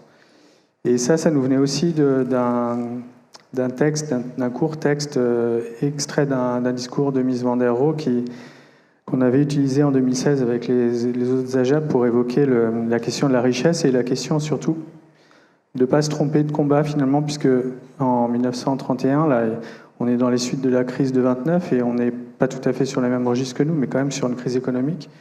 Et il défendait la question du fait culturel dans la matérialité, du fait que, c'est ce qu'il dit très bien, ce serait dommage finalement de se dire on n'a plus d'argent, il faut faire attention, on dépense plus. Le fait de dépenser de l'énergie grise, d'avoir de la matière grise un petit peu, de mettre un petit peu d'intelligence et de réfléchir à fabriquer autrement, pour pas perdre finalement, pour pas se dire on construit moins parce qu'on construit avec moins de matière, mais on construit mieux avec plus de valorisation de la matière. Donc c'est comme ça qu'on l'envisage et c'est comme ça que je vais vous le dresser un tout petit peu, donc en tirant que la partie matérielle de ces deux projets. Un projet qui n'a pas été construit, qu'on a fait en concours. On était assez heureux d'être sélectionné, on était très malheureux de ne pas le construire, mais c'est le jeu des concours. Donc c'est les Tours Nuages à Nanterre, un concours en 2017. Donc c'est une œuvre assez incroyable d'Émile Aillot et de Fabio Rietti. Donc c'est un contexte de banlieue parisienne, on a dit Nanterre. Le sujet, c'est 18 tours de logement et tout un projet utopique autour d'habiter la densité, orchestré par un architecte avec une vraie pensée autour de la ville et d'habiter poétiquement le monde. Donc avec une volonté d'avoir une forme de densité par la hauteur et puis finalement d'avoir un peu une réminiscence des jardins et puis de construire au milieu de la forêt. Avec une ambition aussi sur la question paysagère, la présence de cette densité dans la ville, le fait d'avoir des tours, de les orienter, de donner de l'écho entre les blocs. Et puis, à l'échelle du logement aussi, une ambition de fabriquer finalement des séquences de logement qu'on voit qui sont assez spécifiques, assez particulières, avec des formes dictées par le bâtiment. Donc, ce rapport au paysage et ce rapport à la densité dans la ville, ils avaient aussi l'ambition de la tenir sur la présence matérielle du bâtiment dans la ville. Donc là, c'est des schémas ou des dessins qui ont été faits à l'époque de la proposition, avec pareil, toujours la dimension sensible du rapport à l'extérieur, du rapport à l'intérieur. Là, le dessin de la fenêtre en sauge avec 3 ou 4 motifs sur place. Et puis, lors d'une des visites avec Arthur Ayot, la même fenêtre réalisée 50 ans plus tard, toujours utilisée. Et donc ce projet, c'est un concours qui est un peu particulier, puisque finalement c'est une utopie architecturale très intéressante. C'est pour ça aussi qu'on avait envie d'y répondre. Mais c'est finalement une commande assez pour partie banale, puisque finalement c'est d'abord une réhabilitation thermique et la question de la réinterprétation artistique dans la réhabilitation thermique d'un bâtiment qui est finalement presque aussi connu pour sa peau extérieure que pour les qualités construites intérieures. Sur place, on a pu récolter des bouts de céramique. En fait, le projet de dessin des tours et de colorimétrie des tours a été fait avec des carrés de céramique qu'on voit sur la photo de droite, qui sont des grandes échelles et qui finalement aujourd'hui se détachent et qui sont effectivement une des raisons du lancement du projet pour la réhabilitation thermique. Donc nous, premier réflexe, comme on l'a vu sur les autres projets, on se dit que la citation de Pinguisson sur le travail collectif, on a envie de travailler sur ce projet, on a envie de rechercher finalement s'il peut y avoir un lien avec les architectes qui ont conçu ce travail. Donc Émile Ayot était décédé, mais on rencontre son petit-fils qui est peintre, Arthur Ayot, à qui on propose de répondre, puisqu'il y a une dimension artistique, donc de s'associer avec lui. Et puis il nous suggère de faire appel à son oncle, Fabio Rietti, qui est un des concepteurs et qui était encore vivant à l'époque. Et donc il nous dit, allez le voir, proposez-lui. Donc on est allé tout simplement rencontrer l'acolyte d'Émile Ayot, qui était son gendre, Fabio Rietti, le peintre. Et donc il nous a dit, oui, moi j'ai envie de participer à ce concours, j'ai envie de refaire le travail aujourd'hui, d'améliorer le confort et puis de repenser la tour. Donc il faut saluer, on va dire, le courage d'un artiste qui s'attache à retravailler sur un bâtiment 50 ans après, qui potentiellement peut le dénaturer, et puis qui se remet en compétition, puisqu'il a accepté par ce fait de se retrouver en concours, et puis de finalement pas forcément gagner, ce qui a été le cas. Pour les jeunes architectes dans la salle, nous, ce concours, c'est un projet à 44 millions. Ce n'était pas annoncé au moment du concours, parce que je pense que sinon on se serait posé la question de répondre. Et clairement, je pense qu'une partie de la sélection, c'est qu'on était avec le bon attelage, avec l'artiste d'origine. Mais voilà, on s'est dit qu'on avait envie de le faire. On a appelé et ça s'est bien passé. Et au final, on est très content de l'expérience, même si on a perdu. Là, le sujet du travail, ça a été aussi, comme pour d'autres projets, comme pour le Rex et ce qui a été présenté, d'essayer d'aller aussi se plonger dans une œuvre collective, donc Émile et Fabio, et puis une manière de faire qui était assez documentée. Dans les fonds de l'architecture, on a quand même pas mal de documents qui ont été donnés par l'agence, et puis on en avait aussi par Fabio. Donc dans la manière de procéder en maquette, dans la manière de procéder aussi en peinture, en fait, pour essayer de projeter la manière dont le bâtiment allait être construit. Et puis on avait aussi finalement le regard de l'artiste d'origine Fabio qui nous expliquait que la traduction en mosaïque et en carré de céramique, qui donne le côté un peu pixelisé du bâtiment existant, c'était finalement l'héritage d'un savoir-faire de l'époque qui n'était pas forcément souhaité. Il avait en tête quelque chose de plus fin et finalement c'est la matérialité que l'entreprise était capable de faire, donc c'est un peu ce qu'on a retenu, qui a donné quand même une bonne partie des réponses des autres candidats. Et donc on a proposé à Arthur et à Fabio de finalement essayer de trouver un moyen technique de traiter la thermique et de fabriquer une nouvelle peau sur l'extérieur, et puis de les encourager à finalement reprendre le travail 50 ans après de mise en peinture et puis de projet sur les tours. Donc On les voit tous les deux au travail là, dans l'atelier de Fabio, avec le même support qu'à l'époque Émile et Fabio avaient engagé, donc des maquettes. Le projet, il est assez simple, on va dire. L'ambition des deux artistes avec qui on a collaboré était plutôt, à l'époque, c'était différentiel de Paris, donc plusieurs couleurs. Là, le projet, c'était potentiellement de proposer différentiel plutôt sur des temporalités différentes, donc de jour, de nuit, et puis de colorer les tours, d'avoir une espèce d'interprétation des tours nuages plutôt sur la journée, plutôt que sur le territoire de l'Île-de-France. Donc ça a donné lieu à plein de peintures de leur part, des propositions, des essais de teintes, de formes, de représentations, de nuages, etc., traités de façon un peu artistique, sans trop se soucier pour l'instant de comment c'était fabriqué. De notre part, c'était aussi finalement une acquisition, un petit peu comme sur les autres projets, d'abord en maquette virtuelle. Et puis de cette maquette virtuelle, on a tiré une première maquette via une imprimante 3D, on a fait un moule, et puis on a fait un certain nombre de tirages pour qu'ils puissent faire comme 50 ans avant, peindre directement après avoir fait leurs ébauches sur les tours, ce qui a donné une espèce de collection de tours, de possibilités de ciel évoquées sur les bâtiments. On a pris les photos des peintures d'origine et puis on a essayé de reproduire pour la suite des pièces à rendre au concours l'acquisition des peintures et puis de les plaquer sur des photomontages qu'on avait réalisés sur des photos prises du site. En essayant aussi potentiellement dans le dossier de se raccrocher et de faire un lien, on va dire, avec les collections de photos d'origine qu'on essayait de retrouver. Et puis en essayant de se raccrocher, et c'est là où intervient un petit peu le sujet de la matérialité, puisque finalement cette belle idée, comment elle se matérialise et comment elle remplit aussi sa fonction très prosaïque d'isoler, c'était de finalement leur proposer de repartir de la technique constructive d'origine, qui était des tours en coffrage glissant, comme on le voit ici. Donc ça, c'est des photos du chantier d'origine.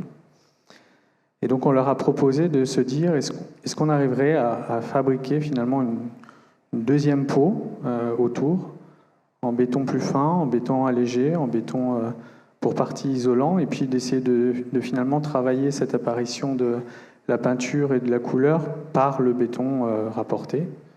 Donc on a fait pas mal de recherches, on a essayé de fabriquer finalement une faisabilité avec divers intervenants et consultants qu'on avait, et notamment Cemex, un fabricant de béton qui développait à l'époque un béton isolant. Donc techniquement, ça fonctionnait. Je pense qu'il y avait un sujet quand même aussi sur le poids au jour de cette intervention, qui est forcément beaucoup plus lourde qu'une peau avec une isolation par derrière la peau. Mais finalement, ça a donné une espèce d'univers proposé par les artistes et puis qu'on essayait d'interpréter dans la manière dont c'était fabriqué avec les bétons, avec tout ce que offre le béton, en remplissant finalement cette double injonction de refabriquer, donc de faire une interprétation artistique et puis de traiter la thermique par l'extérieur sur le bâtiment. Donc on a fait plusieurs essais, on les a présentés aux artistes, on a fait des variations, donc on espérait pouvoir obtenir des choses qui s'approchent presque encore plus de l'idée d'origine de Fabio par rapport à la réalisation qu'il avait fait très pixelisée, avec le travail un peu particulier sur les fenêtres.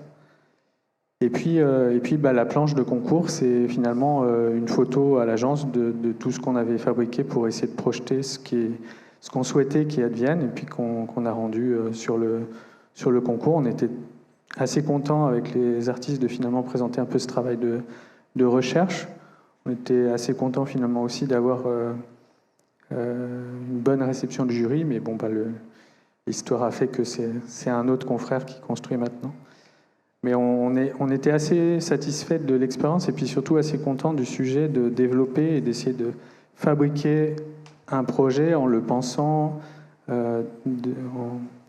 par la matière d'abord et sans se priver de réfléchir à d'autres possibilités que réfléchir au moindre coût.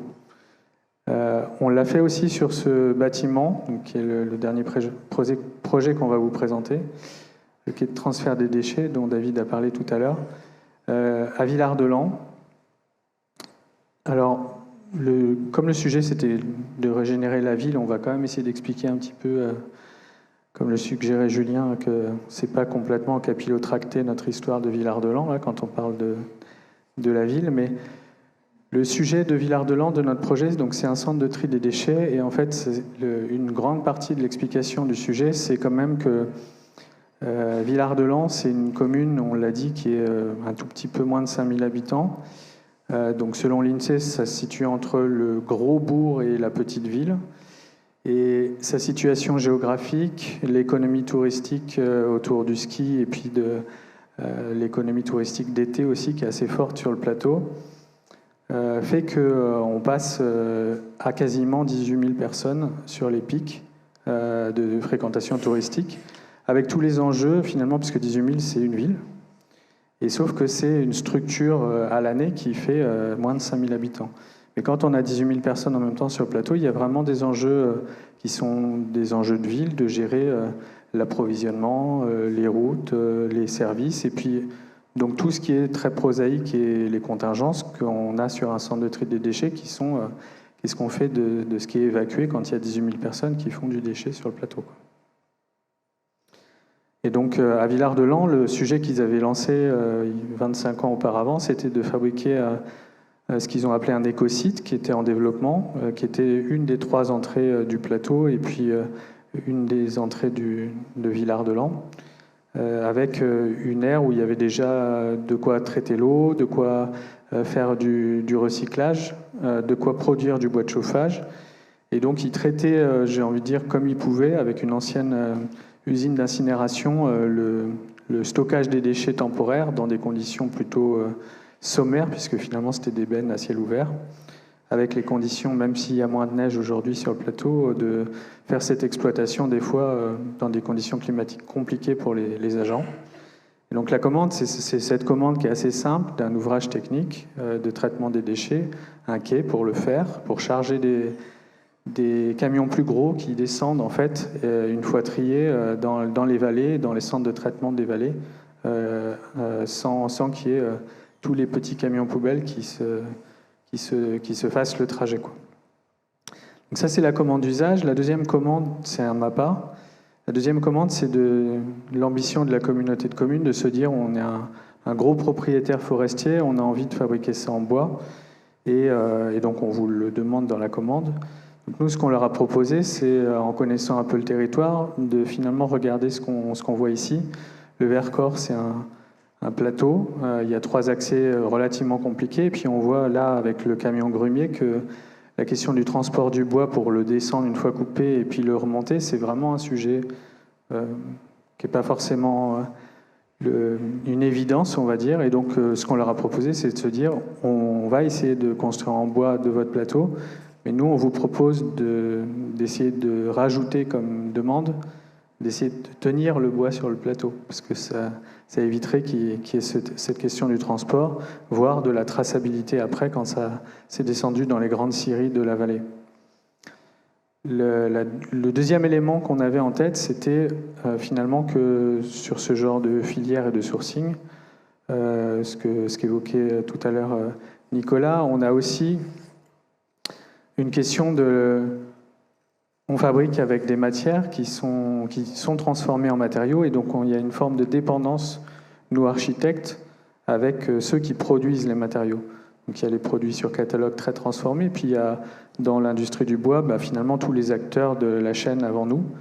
Et donc nous, on était intéressés un peu comme disait Grishka tout à l'heure, presque comme une démarche de cuisinier, c'est-à-dire de s'intéresser finalement, si on veut construire en bois, il faut savoir d'où vient le bois, il faut savoir comment il est débité, quelle section on a, quelle essence on a, etc. etc. Et on avait en tête cette référence du livre de Danius Viliou sur le cueilleur d'arbres, qui est Lorenzo Pellegrini, que vous voyez en photo là, et qui était un bûcheron suisse qui était capable de trouver de l'épicéa rouge pour faire des tables d'harmonie pour des luthiers. Et donc Jean-Michel Capt, qu'on voit à gauche, il a conscience d'être dépendant de ce bûcheron. Lui, il ne sait pas trouver cet arbre, il n'a pas la connaissance, mais par contre, il sait le transformer derrière, et donc il a une forme de reconnaissance des échelons qui sont avant pour produire la matière qu'on utilise. Donc la première chose qu'on a fait, c'est d'essayer de faire une carte de tout ce qu'il y avait de disponible sur le plateau. Donc on s'est rendu compte qu'il n'y avait plus que 2 scieries. Et donc on a rencontré par ce biais-là différents acteurs. Et donc là, les acteurs qu'on vous présente, c'est ceux qui ont réalisé le projet. Donc Gérard et John Sauvageon, donc le père bûcheron, et puis le fils qui est charpentier, ébéniste de formation aussi, et qui a fabriqué le bâtiment qu'on va vous présenter juste derrière. La deuxième chose aussi qu'on a proposé aux élus, et sur lesquels ils ont été assez sensibles, c'est de se dire que même si un bâtiment technique de traitement des déchets n'est pas forcément adapté pour être construit complètement en bois, on leur a dit on va essayer de fabriquer finalement le maximum d'éléments de la construction en bois. Et on avait en tête aussi ce travail de Vincent Koller, qu'on connaissait d'abord par la gravure avec la photo de droite, mais qui avait fabriqué cette très belle sculpture, Billon, et qui, à notre sens, évoque bien finalement la question de la transformation et puis la question on ouvrage la nature en produit qu'on va utiliser après quand on est architecte. Là, on est presque sur une coupe anatomique comme on a chez les bouchers, tout est bon dans le cochon, quoi. Enfin, on peut tout utiliser dans le bois, et finalement, en partant de ce principe de départ, on peut aussi se dire qu'on peut penser en tant que concepteur, en tant qu'architecte, un bâtiment avec ces données. Qui va transformer et qu'est-ce qu'on va transformer. Donc on a fabriqué finalement ce bâtiment. Alors je ne rentre pas dans le détail de l'usage, mais les parties minimales en béton exposées aux agents, exposées aux bactéries, exposées aux déchets, on les a fabriquées en béton. Par contre, tout ce qu'on a pu fabriquer en bois, on l'a fabriqué en bois en essayant de l'optimiser. Un des sujets souvent qui est mis en avant, c'est la charpente, évidemment. Donc là, la charpente, c'était assez facile de la fabriquer. La section qu'on a proposée et la longueur, on l'a calibrée aussi en sachant finalement qui allait nous fournir le bois.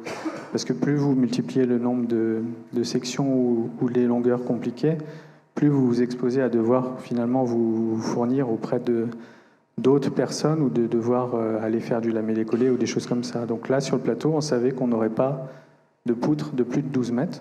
Et donc on a finalement, dès le départ, sans savoir encore qui ferait le bâtiment, dessiné tout le bâtiment avec des sections de bois qui ne dépassaient pas les 12 mètres, pour ne pas s'exclure la possibilité de le faire sur le plateau. Et donc une fois que l'appel d'offres a été fait, on a pu finaliser les détails avec l'entreprise, avec le charpentier.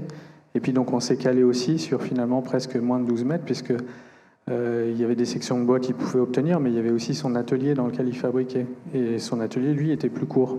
Donc on a découpé après aussi pas mal pour qu'il puisse finalement le réaliser chez lui.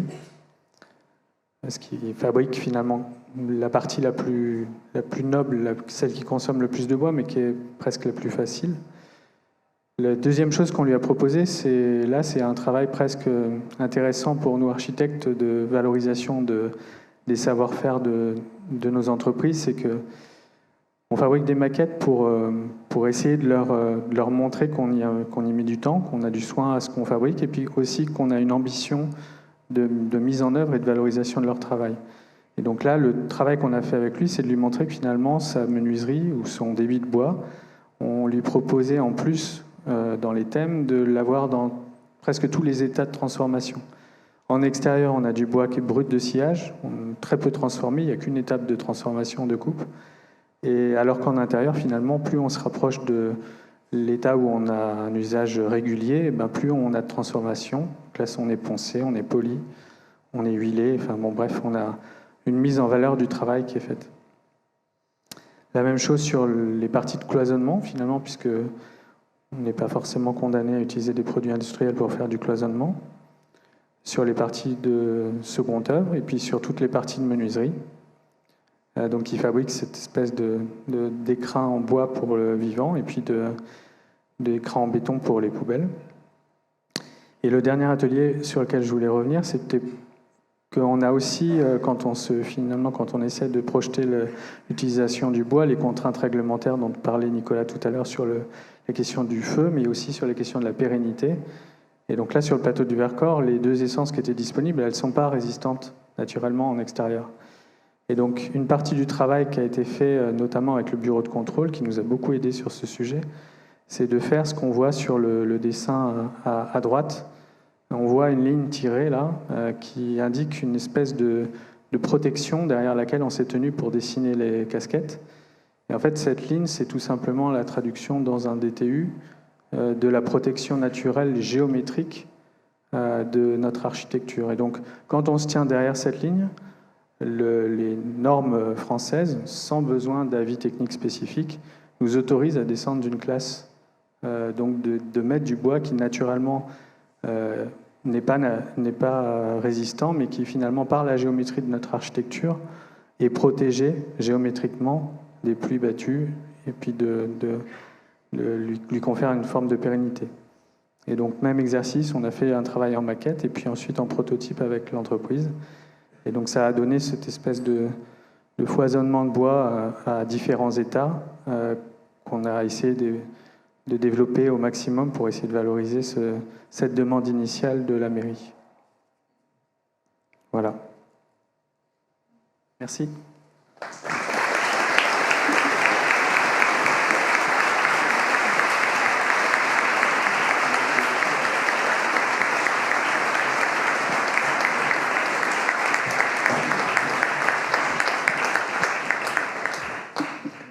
Merci beaucoup à tous les trois. Et ben, comme convenu, c'était évidemment passionnant et je pense, on va ressortir de là avec la connaissance pas assez précise de tous ces projets. Maintenant, il faut les visiter, mais en tout cas, vous nous en avez montré beaucoup plus qu'un avant-goût et c'était passionnant et ça a bien ouvert, je pense, nos imaginaires. On a un petit moment, je ne saurais pas le quantifier, mais il m'a été dit un petit moment d'échange qui nous est permis maintenant. Alors, peut-être que tout ce que vous avez vu là vous a amené quelques questions, quelques remarques.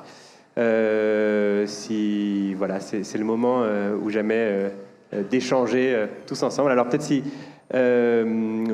voilà, si vous avez une question, quelque chose à apporter à cette discussion ou enfin voilà, si vous voulez avoir leur avis sur un point précis, un détail en plus, peut-être si vous levez la main bien haut et on va vous donner un micro. Voilà. Et on remercie Madame au 4e rang qui va initier la discussion. Je vous donne ce micro. Oui, bonsoir. Mathilde Chon, je suis étudiante en master à l'ENSA de Paris-Malaquais et j'avais une question. Dans plusieurs de vos projets, vous parlez de la façon dont vous rentrez en contact avec soit les anciens porteurs de projets, ou en tout cas vous mettez beaucoup l'accent sur l'histoire du projet avant, et sur les différents acteurs qui ont participé à cette histoire. Et je voulais savoir si vous pourriez nous en parler un petit peu plus sur la façon dont vous... soit sur les usagers d'aujourd'hui de vos bâtiments, ou dans les cas de bâtiments qui avaient été un peu délaissés sur les occupants alentours. Enfin voilà, plus sur cette partie de porteurs de projets sociaux, si vous aviez quelque chose à rajouter ou pas. Ah, c'est une question complexe. Bon, évidemment, on essaye, alors c'est un peu iconoclaste, mais on essaye déjà de faire parler les morts. C'est-à-dire que les bâtiments, vous avez compris que quand on construit, en général, on essaye quand même que ça dure un certain temps. Donc, en général, les bâtiments nous survivent. Et donc, on laisse des archives. Et ces archives, il faut aller les consulter. Enfin, ça, c'est un premier truc qu'on fait, c'est-à-dire d'aller essayer de comprendre pourquoi les choses ont été faites de cette manière et ainsi de suite. Et c'est pour ça que quand on a fait les tours nuages, c'était un réflexe instantané d'aller chercher s'il existait encore des gens qui avaient participé au projet d'origine. Ne serait-ce que parce que ça me paraissait un peu étrange qu'on se fasse le ventriloque de ces personnes si elles sont vivantes.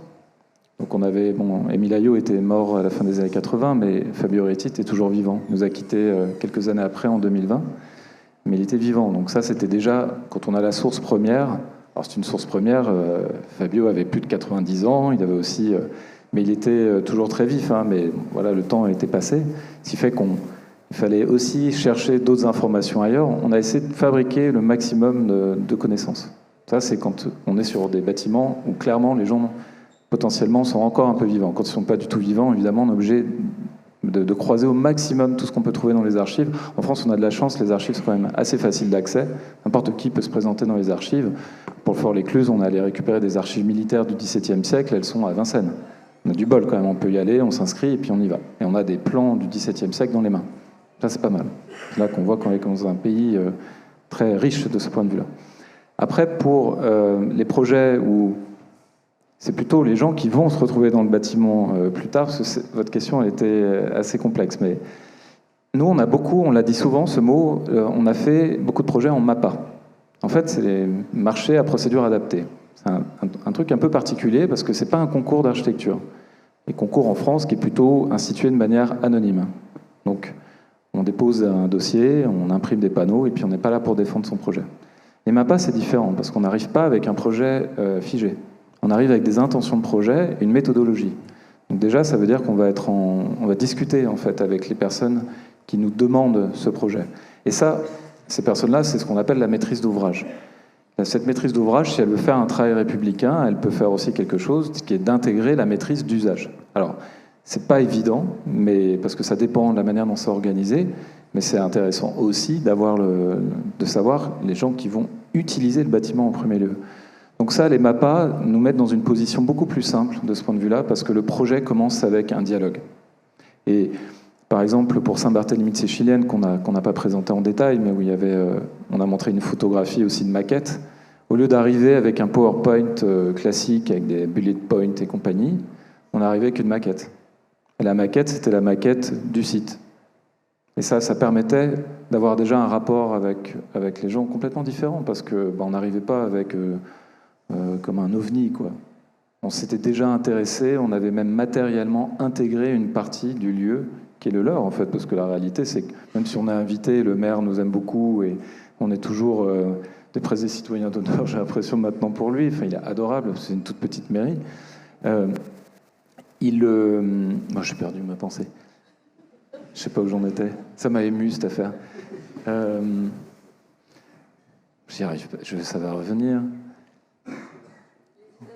Oui, en fait, ça nous a permis d'être dans un rapport avec lui qui était quand même assez singulier. C'était un personnage assez haut en couleur, mais où on a fait en sorte que le projet réponde à ce qu'il souhaitait, et ça ne veut pas dire que c'était exactement ce que lui s'était mis en tête ou ce que nous, on s'était mis en tête. Il y a eu un moment de rencontre. C'est-à-dire que je dis, évidemment que on est architecte, enfin, pour ceux qui ont fait ces études ou qui sont dedans, c'est des études longues, complexes, parce que c'est un métier très complexe, avec beaucoup de responsabilités, et que c'est normal, par la manière dont on est formé en France, on a une responsabilité, et pour ça, il faut aussi nous laisser parler. C'est-à-dire que quand on est architecte, il faut qu'on puisse s'exprimer en tant qu'architecte. Mais la réalité, c'est que ça n'est pas du tout incompatible avec le fait qu'une partie du projet émerge par les discussions qu'on a avec les gens. C'est pas juste nous, en tant qu'architectes disciplinaires. Je pense que quand cette rencontre, elle se fait, ça se passe toujours mieux. C'est pour ça que les MAPA nous ont souvent beaucoup... nous ont permis, j'ai l'impression, d'avoir des projets qui étaient très acceptés. Voilà. C'est pas toujours le cas, hein. L'architecture, elle n'est pas toujours acceptée, hein. Là, elle l'a été, à Saint-Barthélemy, elle est très acceptée, c'est un bâtiment qui leur sert beaucoup. La halle de Coublevis, c'est pareil, c'est un projet qui est très accepté, le Fort-l'Écluse, et ainsi de suite. Et les concours nous ont assez rarement réussi, parce qu'en fait, on les perdait globalement. Hein, si on se fait une statistique, elle est terrible. Et il y a des moments, en fait, à chaque fois, on s'est senti très libre, et puis qu'on a répondu exactement comme on voulait répondre, sans trop se prendre la tête, c'est-à-dire de la manière la plus simple, voire de faire ça comme un cas d'école, c'est-à-dire de faire un projet comme si, à un moment, on rentrait dans une abstraction d'une partie de la complexité de l'architecture, parce que c'est très complexe, de revenir à l'essence des choses, ça nous a souvent réussi. Mais bon, là, c'est différent, parce qu'on n'est pas là pour le défendre, ça dépend du jury, ça dépend de tellement de critères qu'on ne maîtrise pas et qui ressemblent quand même un peu à un flipper où on n'a même pas de quoi appuyer sur les boutons, sur le côté. Je ne sais pas si j'ai répondu à votre question. Alors, est-ce qu'il y aurait d'autres questions ? Et ben voilà, première. Oui, moi je veux revenir sur le petit trait en pointillé à la fin. Et cette découverte de la norme, mais qui permet de faire quelque chose en faisant un contre-dessin, si je puis dire. Donc, quel est votre rapport justement à la règle et la norme et comment vous vous en sortez par rapport à ça? Vous ne l'avez pas évoqué. Et dans un contexte où il y a beaucoup de contestations de la règle et de la norme constructive notamment. Peut-être pour vous présenter, madame, je crois vous reconnaître. Pardon, je suis Hélène Fernandez, je suis la directrice en charge de l'architecture au ministère de la Culture. Donc la question a peut-être d'autant plus de sens et on vous remercie de l'avoir posée. En fait, je bosse. Hein. Incognito, mais voilà, je vous ai démasqué, on vous écoute, Antoine. On a l'exemple de Saint-Martin, de Villars, c'est pas un exemple isolé. On a assez souvent ce genre de rapport au final. Dans les MAPA, dans ce type de commande, on n'a finalement pas forcément les économies pour sortir des règles constructives normées, qui sont possibles quand on peut poser des avis techniques de chantier, donc sur des projets où en général on a un peu plus d'économies pour prototyper, pour faire des choses qui sortent de l'ordinaire. Mais finalement là, c'est un très bon exemple de partage des objectifs. Et c'est ce que disait Grishka tout à l'heure, c'est que finalement on l'a aussi, par exemple, avec l'architecte des bâtiments de France, qui est parfois un peu vécu comme une contrainte pour nous architectes vis-à-vis de la vie. Mais finalement, quand on n'arrive pas forcément avec une solution construite ou une solution dessinée figée, mais plutôt des ambitions ou des thématiques, c'est en général plus facile de trouver des solutions et de construire finalement dans cette espèce de dialogue des connaissances qui vont dans le même sens. Et là, le bureau de contrôle, c'est vraiment ce qu'il a fait pour nous. C'est-à-dire qu'on avait épluché des normes européennes, on avait regardé un petit peu, on s'était rapproché du FCBA, donc plutôt laboratoire pour le bois. Et au final, c'est le bureau de contrôle qui nous a dit, mais non, mais en fait, votre sujet de classe, il est déjà possible. En fait, il est déjà traité avec un onglet dans la norme.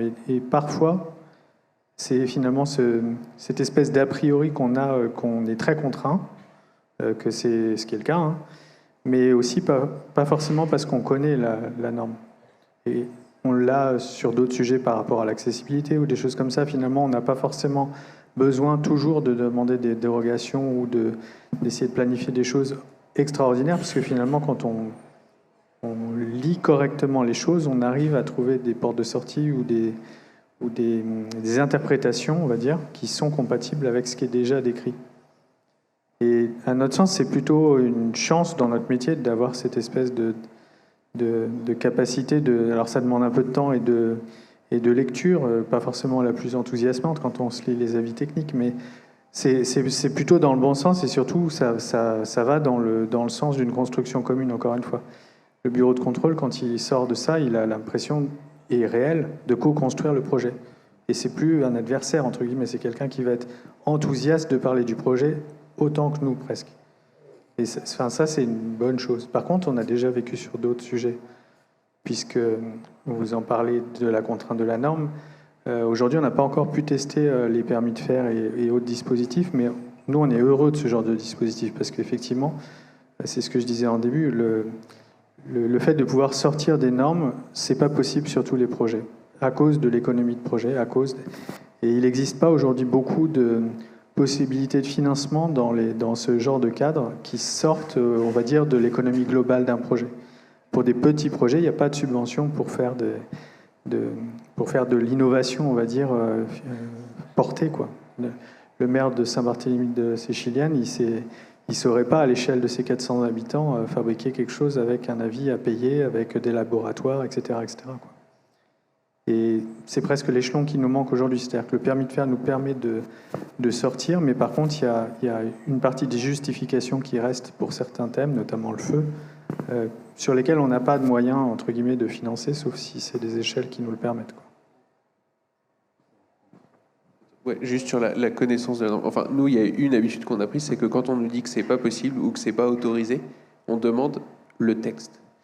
Et en fait, ça nous a souvent servi de s'expliquer, quoi. Enfin, pour être bien d'accord sur ce qu'on raconte. C'est-à-dire que c'est comme ça suffit pas.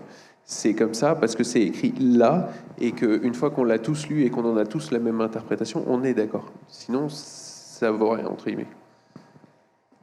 Oui, et j'irai pas jusqu'à dire qu'il faudrait un ministère de la norme en architecture, mais je pense quand même que la question interministérielle est fondamentale. C'est-à-dire qu'il y a l'EMIQCP qui est censé endosser un peu ce rôle-là pour que la qualité des constructions publiques puisse opérante, quoi, que ça arrive. Mais quand même, on se rend compte, là, par exemple, à Paris, avec la doctrine bois, qui en plus va se généraliser à la France dans pas très longtemps, c'est la difficulté de ces injonctions contradictoires permanentes et qui n'est pas évidente. On a l'impression que les ministères ne se parlent pas forcément entre eux, avancent avec des agendas différents. Et finalement, la mise en synthèse de tout ça, l'architecture, c'est peut-être un des métiers qui croise le plus de ministères, en fait, dans le fond, même si on a un ministère de tutelle. Là, il y a une difficulté. Et je pense qu'il faut passer au-dessus de ça, parce que c'est vrai qu'il y a des architectes de notre génération là qui on a des fils WhatsApp, hein, comme tout le monde, on discute entre nous quand on tombe sur des os, et il y en a beaucoup. Et on se dit, c'est dommage qu'au niveau gouvernemental, il n'y a pas quelque chose qui se mette un peu plus en synthèse par rapport à ces questions-là, et qui font en sorte que, en tempo, on soit bon pour pouvoir continuer à sortir des projets de qualité pérennes, environnementalement responsables, et ainsi de suite. Voilà. Une question au fond, je vous apporte le micro.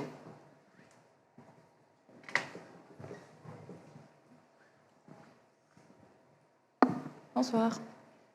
J'ai une question par rapport à la matérialité de vos projets. En fait, on a traversé un peu tout, béton, bois, pierre, etc. Et je voulais savoir comment c'est l'aventure d'un nouveau matériau ou d'une nouvelle façon de construire que vous n'avez pas eu avant, en fait. Enfin, on voit que c'est pas une recette de cuisine, c'est bon, je sais comment construire avec ça et je le répète, mais chaque fois vous avez de la mosaïque, vous avez du bois, vous avez des artistes. Comment vous faites le début de cette aventure chaque fois que vous avez un projet? C'est difficile, je pense, de faire de tracer sur chaque projet, mais ce qui est sûr, c'est que c'est quand même une recette, c'est-à-dire que sans vouloir en faire quelque chose de normé au sein de notre propre agence, on a quand même cette espèce de méthode de travail qui consiste à faire ce qu'on a vu, c'est-à-dire les visites, les rencontres, les choses comme ça, et donc finalement, ça, c'est plutôt un mécanisme qui se met en place. Et effectivement, c'est assez rare que quand on candidate sur un projet ou qu'on aborde un projet, on ait déjà une idée préconçue de la matière. Mais par contre, à contrario, on ne s'interdit rien. C'est-à-dire que même aujourd'hui, quand on a des injonctions très fortes autour de l'environnement ou des choses comme ça, on n'a pas comme prérequis à l'agence de se dire on va tout construire en bois parce qu'il faut construire en bois. Parce que peut-être que comme les tournuages, finalement, la question thermique, elle va être aussi bien traitée avec un matériau qui a certainement des défauts de qualité d'un côté, mais beaucoup d'autres qualités de l'autre côté. Et donc, en fait, cette question de la rencontre, il faut la pousser, quoi. Enfin, les AJAP ont été un moteur pour ça, qui a décuplé la façon dont on a pu rayonner dans notre métier et rencontrer des gens autour de nous, parce qu'effectivement, comme disait Grishka, avant on était un peu ours, on a un peu eu l'habitude au début de travailler tout seul dans notre coin, etc. Et malgré tout, ça ne nous a pas empêché d'aller visiter les gens, les rencontrer et essayer de s'intéresser à leur travail. Et je pense que cette question du partage des savoirs et des savoir-faire, elle est importante. Et ça, c'est quelque chose qu'il faut générer, quoi. Ça vous appartient à vous aussi d'aller chercher les gens. Finalement, personne ne viendra vraiment vous chercher, vous, tout seul, dans votre coin.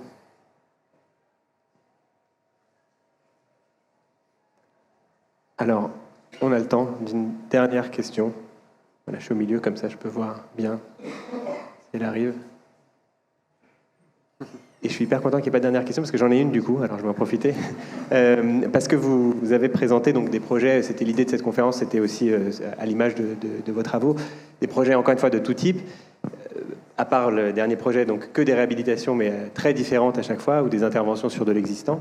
Et je me demandais comment vous percevez la différence comment vous vous positionnez différemment selon que vous travaillez sur le Grand Rex ou sur la halle de Comblevis. Est-ce que c'est les mêmes imaginaires qui sont en jeu? Est-ce que vous avez la même liberté? Comment vous travaillez sur cette différence de projet? Moi, j'ai envie de dire que ce qu'on a essayé de vous montrer ce soir, que presque on n'a pas fait de différence, quoi. Effectivement, on fait, je pense, partie des agences qui ont encore une chance aujourd'hui. Quand on en parle entre nous, entre confrères, on a souvent un peu cette question-là, c'est-à-dire que nos maîtres d'ouvrage ont tendance, à notre place, à nous spécialiser. Et en fait, on a la chance, à l'agence, ça nous a, entre guillemets, coûté cher en énergie, parce que finalement, quand vous êtes spécialiste de rien, vous êtes, par définition, un peu nul en tout. Mais au moins, à l'agence, on a énormément de sujets différents. Et ça, c'est une grande richesse, parce que finalement, les sujets se nourrissent les uns les autres. Et donc finalement, là, c'est ce qu'on disait, on les a thématisés, on les a rangés dans des cases, etc. Mais finalement, que ce soit de la réhab, du neuf, les projets se croisent à l'agence, on les fait tous toujours ensemble. Donc finalement, les sujets tournent, on parle beaucoup de toutes ces thématiques dans notre travail qu'on vous a présenté ce soir. Et finalement, il n'y a pas tellement de hiérarchie, ni en termes de taille, ni en termes de qualité de patrimoine ou de qualité de construction finalement. Et c'est plutôt à chaque fois essayer de tirer. Pedro utilise souvent, là, c'est un prof qui nous disait ça, plein de façons de rentrer dans un projet d'architecte. Et on peut imaginer que c'est une grosse pelote de laine, et puis on tire un fil, et puis à la fin, on a fait le projet comme ça, petit bout par petit bout. On ne rentre pas dans tous nos projets de la même façon. Des fois, on va rentrer quand même plutôt sur des questions d'usage, etc. Il y a des fois, c'est plutôt la question de la matière qui conduit le projet. Mais dans tous les cas, on essaye d'avoir une attention qui est finalement assez équivalente et une méthode de travail sur cette recherche d'antécédents. Et puis, c'est vrai que là, la question de la régénération de la ville a façonné un peu la conférence, mais après, il y a toute la question ressources, donc ressources matérielles, ressources culturelles, etc. Enfin, donc tout ça, c'est des sujets croisés qu'on essaye de développer. Et finalement, qu'on fasse le Grand Rex, qui soit par définition un bâtiment de culture, ou qu'on fasse la halle de Coublevis, eh ben, la question culturelle, la question matérielle et la question des savoir-faire, eh ben, elle est transversale. D'ailleurs, à Coublevis, les portes motorisées, elles ont été faites par une boîte qui fait de la scénographie de théâtre, quoi. Et j'ajouterais à ça, parce que c'est quelque chose ce qu'on enseigne aussi, et qui, on voit, est de toute façon une réalité, mais qu'on accueille avec bras ouverts, c'est que la question de l'intervention dans des lieux déjà construits, quels que soient ces lieux, parce que c'est pas forcément des bâtiments, c'est l'avenir. Enfin, historiquement, ça a quasi toujours été le cas, à part à des grandes poussées de construction. Il y a toujours eu des moments politiques où il y a des grandes poussées de construction, mais la réalité, c'est qu'on a toujours eu plutôt tendance à transformer ce qui était déjà là. Ce qui fait que, en ce moment, dans les écoles d'architecture, cette thématique est de plus en plus forte. Il y a une appétence aussi des étudiants, parce que les étudiants, en plus, quand on a 20 ans, on arrive en école d'architecture, on se tape une bonne éco-anxiété quand même aujourd'hui. On se dit, mais c'est marrant, c'est 40% du problème, l'architecture, donc 20% à la construction, 20% à l'entretien. Donc, est-ce que vraiment je vais construire, quoi? Est-ce que je vais faire de l'architecture et continuer à participer au problème? Et donc là, il y a un travail pour nous, en tant qu'enseignants, de faire comprendre que, en fait, l'architecture, elle a toujours répondu à son temps. Elle a toujours été, c'est là qu'elle réussit son coup, en fait, c'est de comprendre la société dans laquelle elle est et de régler les problèmes d'aujourd'hui, durablement, mais de les régler aujourd'hui. Et c'est vrai que la transformation et ainsi de suite, elle est en train vraiment de prendre beaucoup de place dans l'enseignement des écoles d'architecture, et où on se rend compte d'ailleurs que pour travailler dans l'existant, il faut beaucoup de compétences en fait. Il faut être très plastique, il faut être très nuancé, il faut être agnostique, il faut avoir une culture du doute, et il faut être bon. Et c'est quelque chose que moi je pense est fondamental pour l'avenir, que nous on cultive à l'agence dans les faits.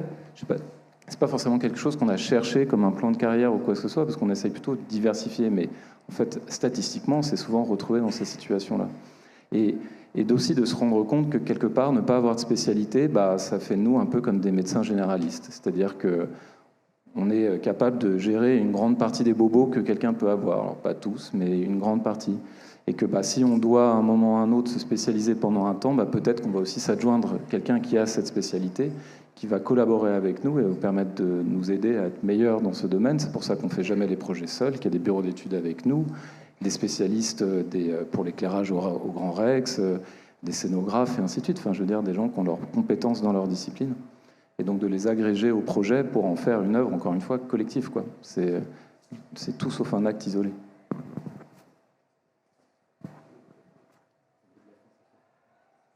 Non, juste un tout petit mot pour aller dans ce sens-là. ce qui s'opère aujourd'hui dans les écoles d'architecture et puis l'avenir aussi pour les jeunes qui se lancent. Nous, c'était pas l'objet de la conférence, mais il y a quand même une grande partie des premiers projets qu'on a fait. On a été beaucoup récompensés, beaucoup mis dans la lumière, et donc on en est ravis et très honorés, mais on a aussi finalement démarré sur des sujets qui étaient, comment dire, des petits sujets, et pas des mauvais sujets. En tout cas, enfin, il y a de l'architecture partout. Et typiquement, les premiers sujets où on a candidaté, il y a des fois, on se retrouvait, on était 3 candidats. Parce qu'en fait, comme tu dis, la maîtrise d'ouvrage a vite fait de nous spécialiser, mais il y a encore beaucoup de sujets qui sortent où il n'y a pas de spécialité. Qui est spécialiste des réhabilitations de tours d'Émile Aillot, quoi? On a beaucoup été retenu sur des programmes qui sont, l'expression c'est les moutons à 5 pattes, mais c'est ça, quoi. C'est qu'en fait, quand on candidate sur des projets où personne peut amener 3 références dans les 3 dernières années, ben on a nos chances. Et des fois, c'est sur des trucs, ça peut être des très beaux sujets ou des très beaux sites. Le premier projet qu'on a construit au Muséum d'Histoire Naturelle, c'est effectivement un quai de transfert des déchets, encore une fois. Bon, c'est pas notre spécialité, mais en même temps, c'était le site qu'on trouvait incroyable, et au final, on était 3 candidats. Et donc, la maîtrise d'ouvrage, elle a choisi de faire confiance à des jeunes parce que il y avait que 3 candidats, mais aussi par politique. C'est le deuxième conseil aussi, c'est que finalement, on a, au début, eu beaucoup de mal finalement à accompagner des petites maîtrises d'ouvrage.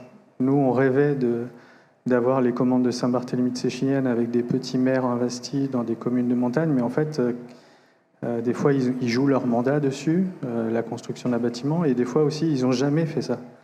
Et nous, jeunes architectes, des fois, on n'est pas formés à les accompagner sur toute la partie accompagnement de projet. Et il y a quand même aujourd'hui, nous, on en est la preuve sur tous les premiers projets, un certain nombre d'acteurs de la vie politique et de l'architecture, des institutionnels qui osent, entre guillemets, accompagner parce qu'ils ont les services, ils ont l'ingénierie, ils ont l'expérience.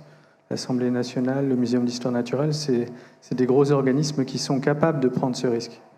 Et sur des sujets qui restent des beaux sujets à notre sens. Donc, voilà, je pense que n'hésitez pas à candidater. C'est comme au loto, hein. Il n'y a que ceux qui jouent pas, qui gagnent pas, quoi. C'est un peu ça. Merci beaucoup. Voilà,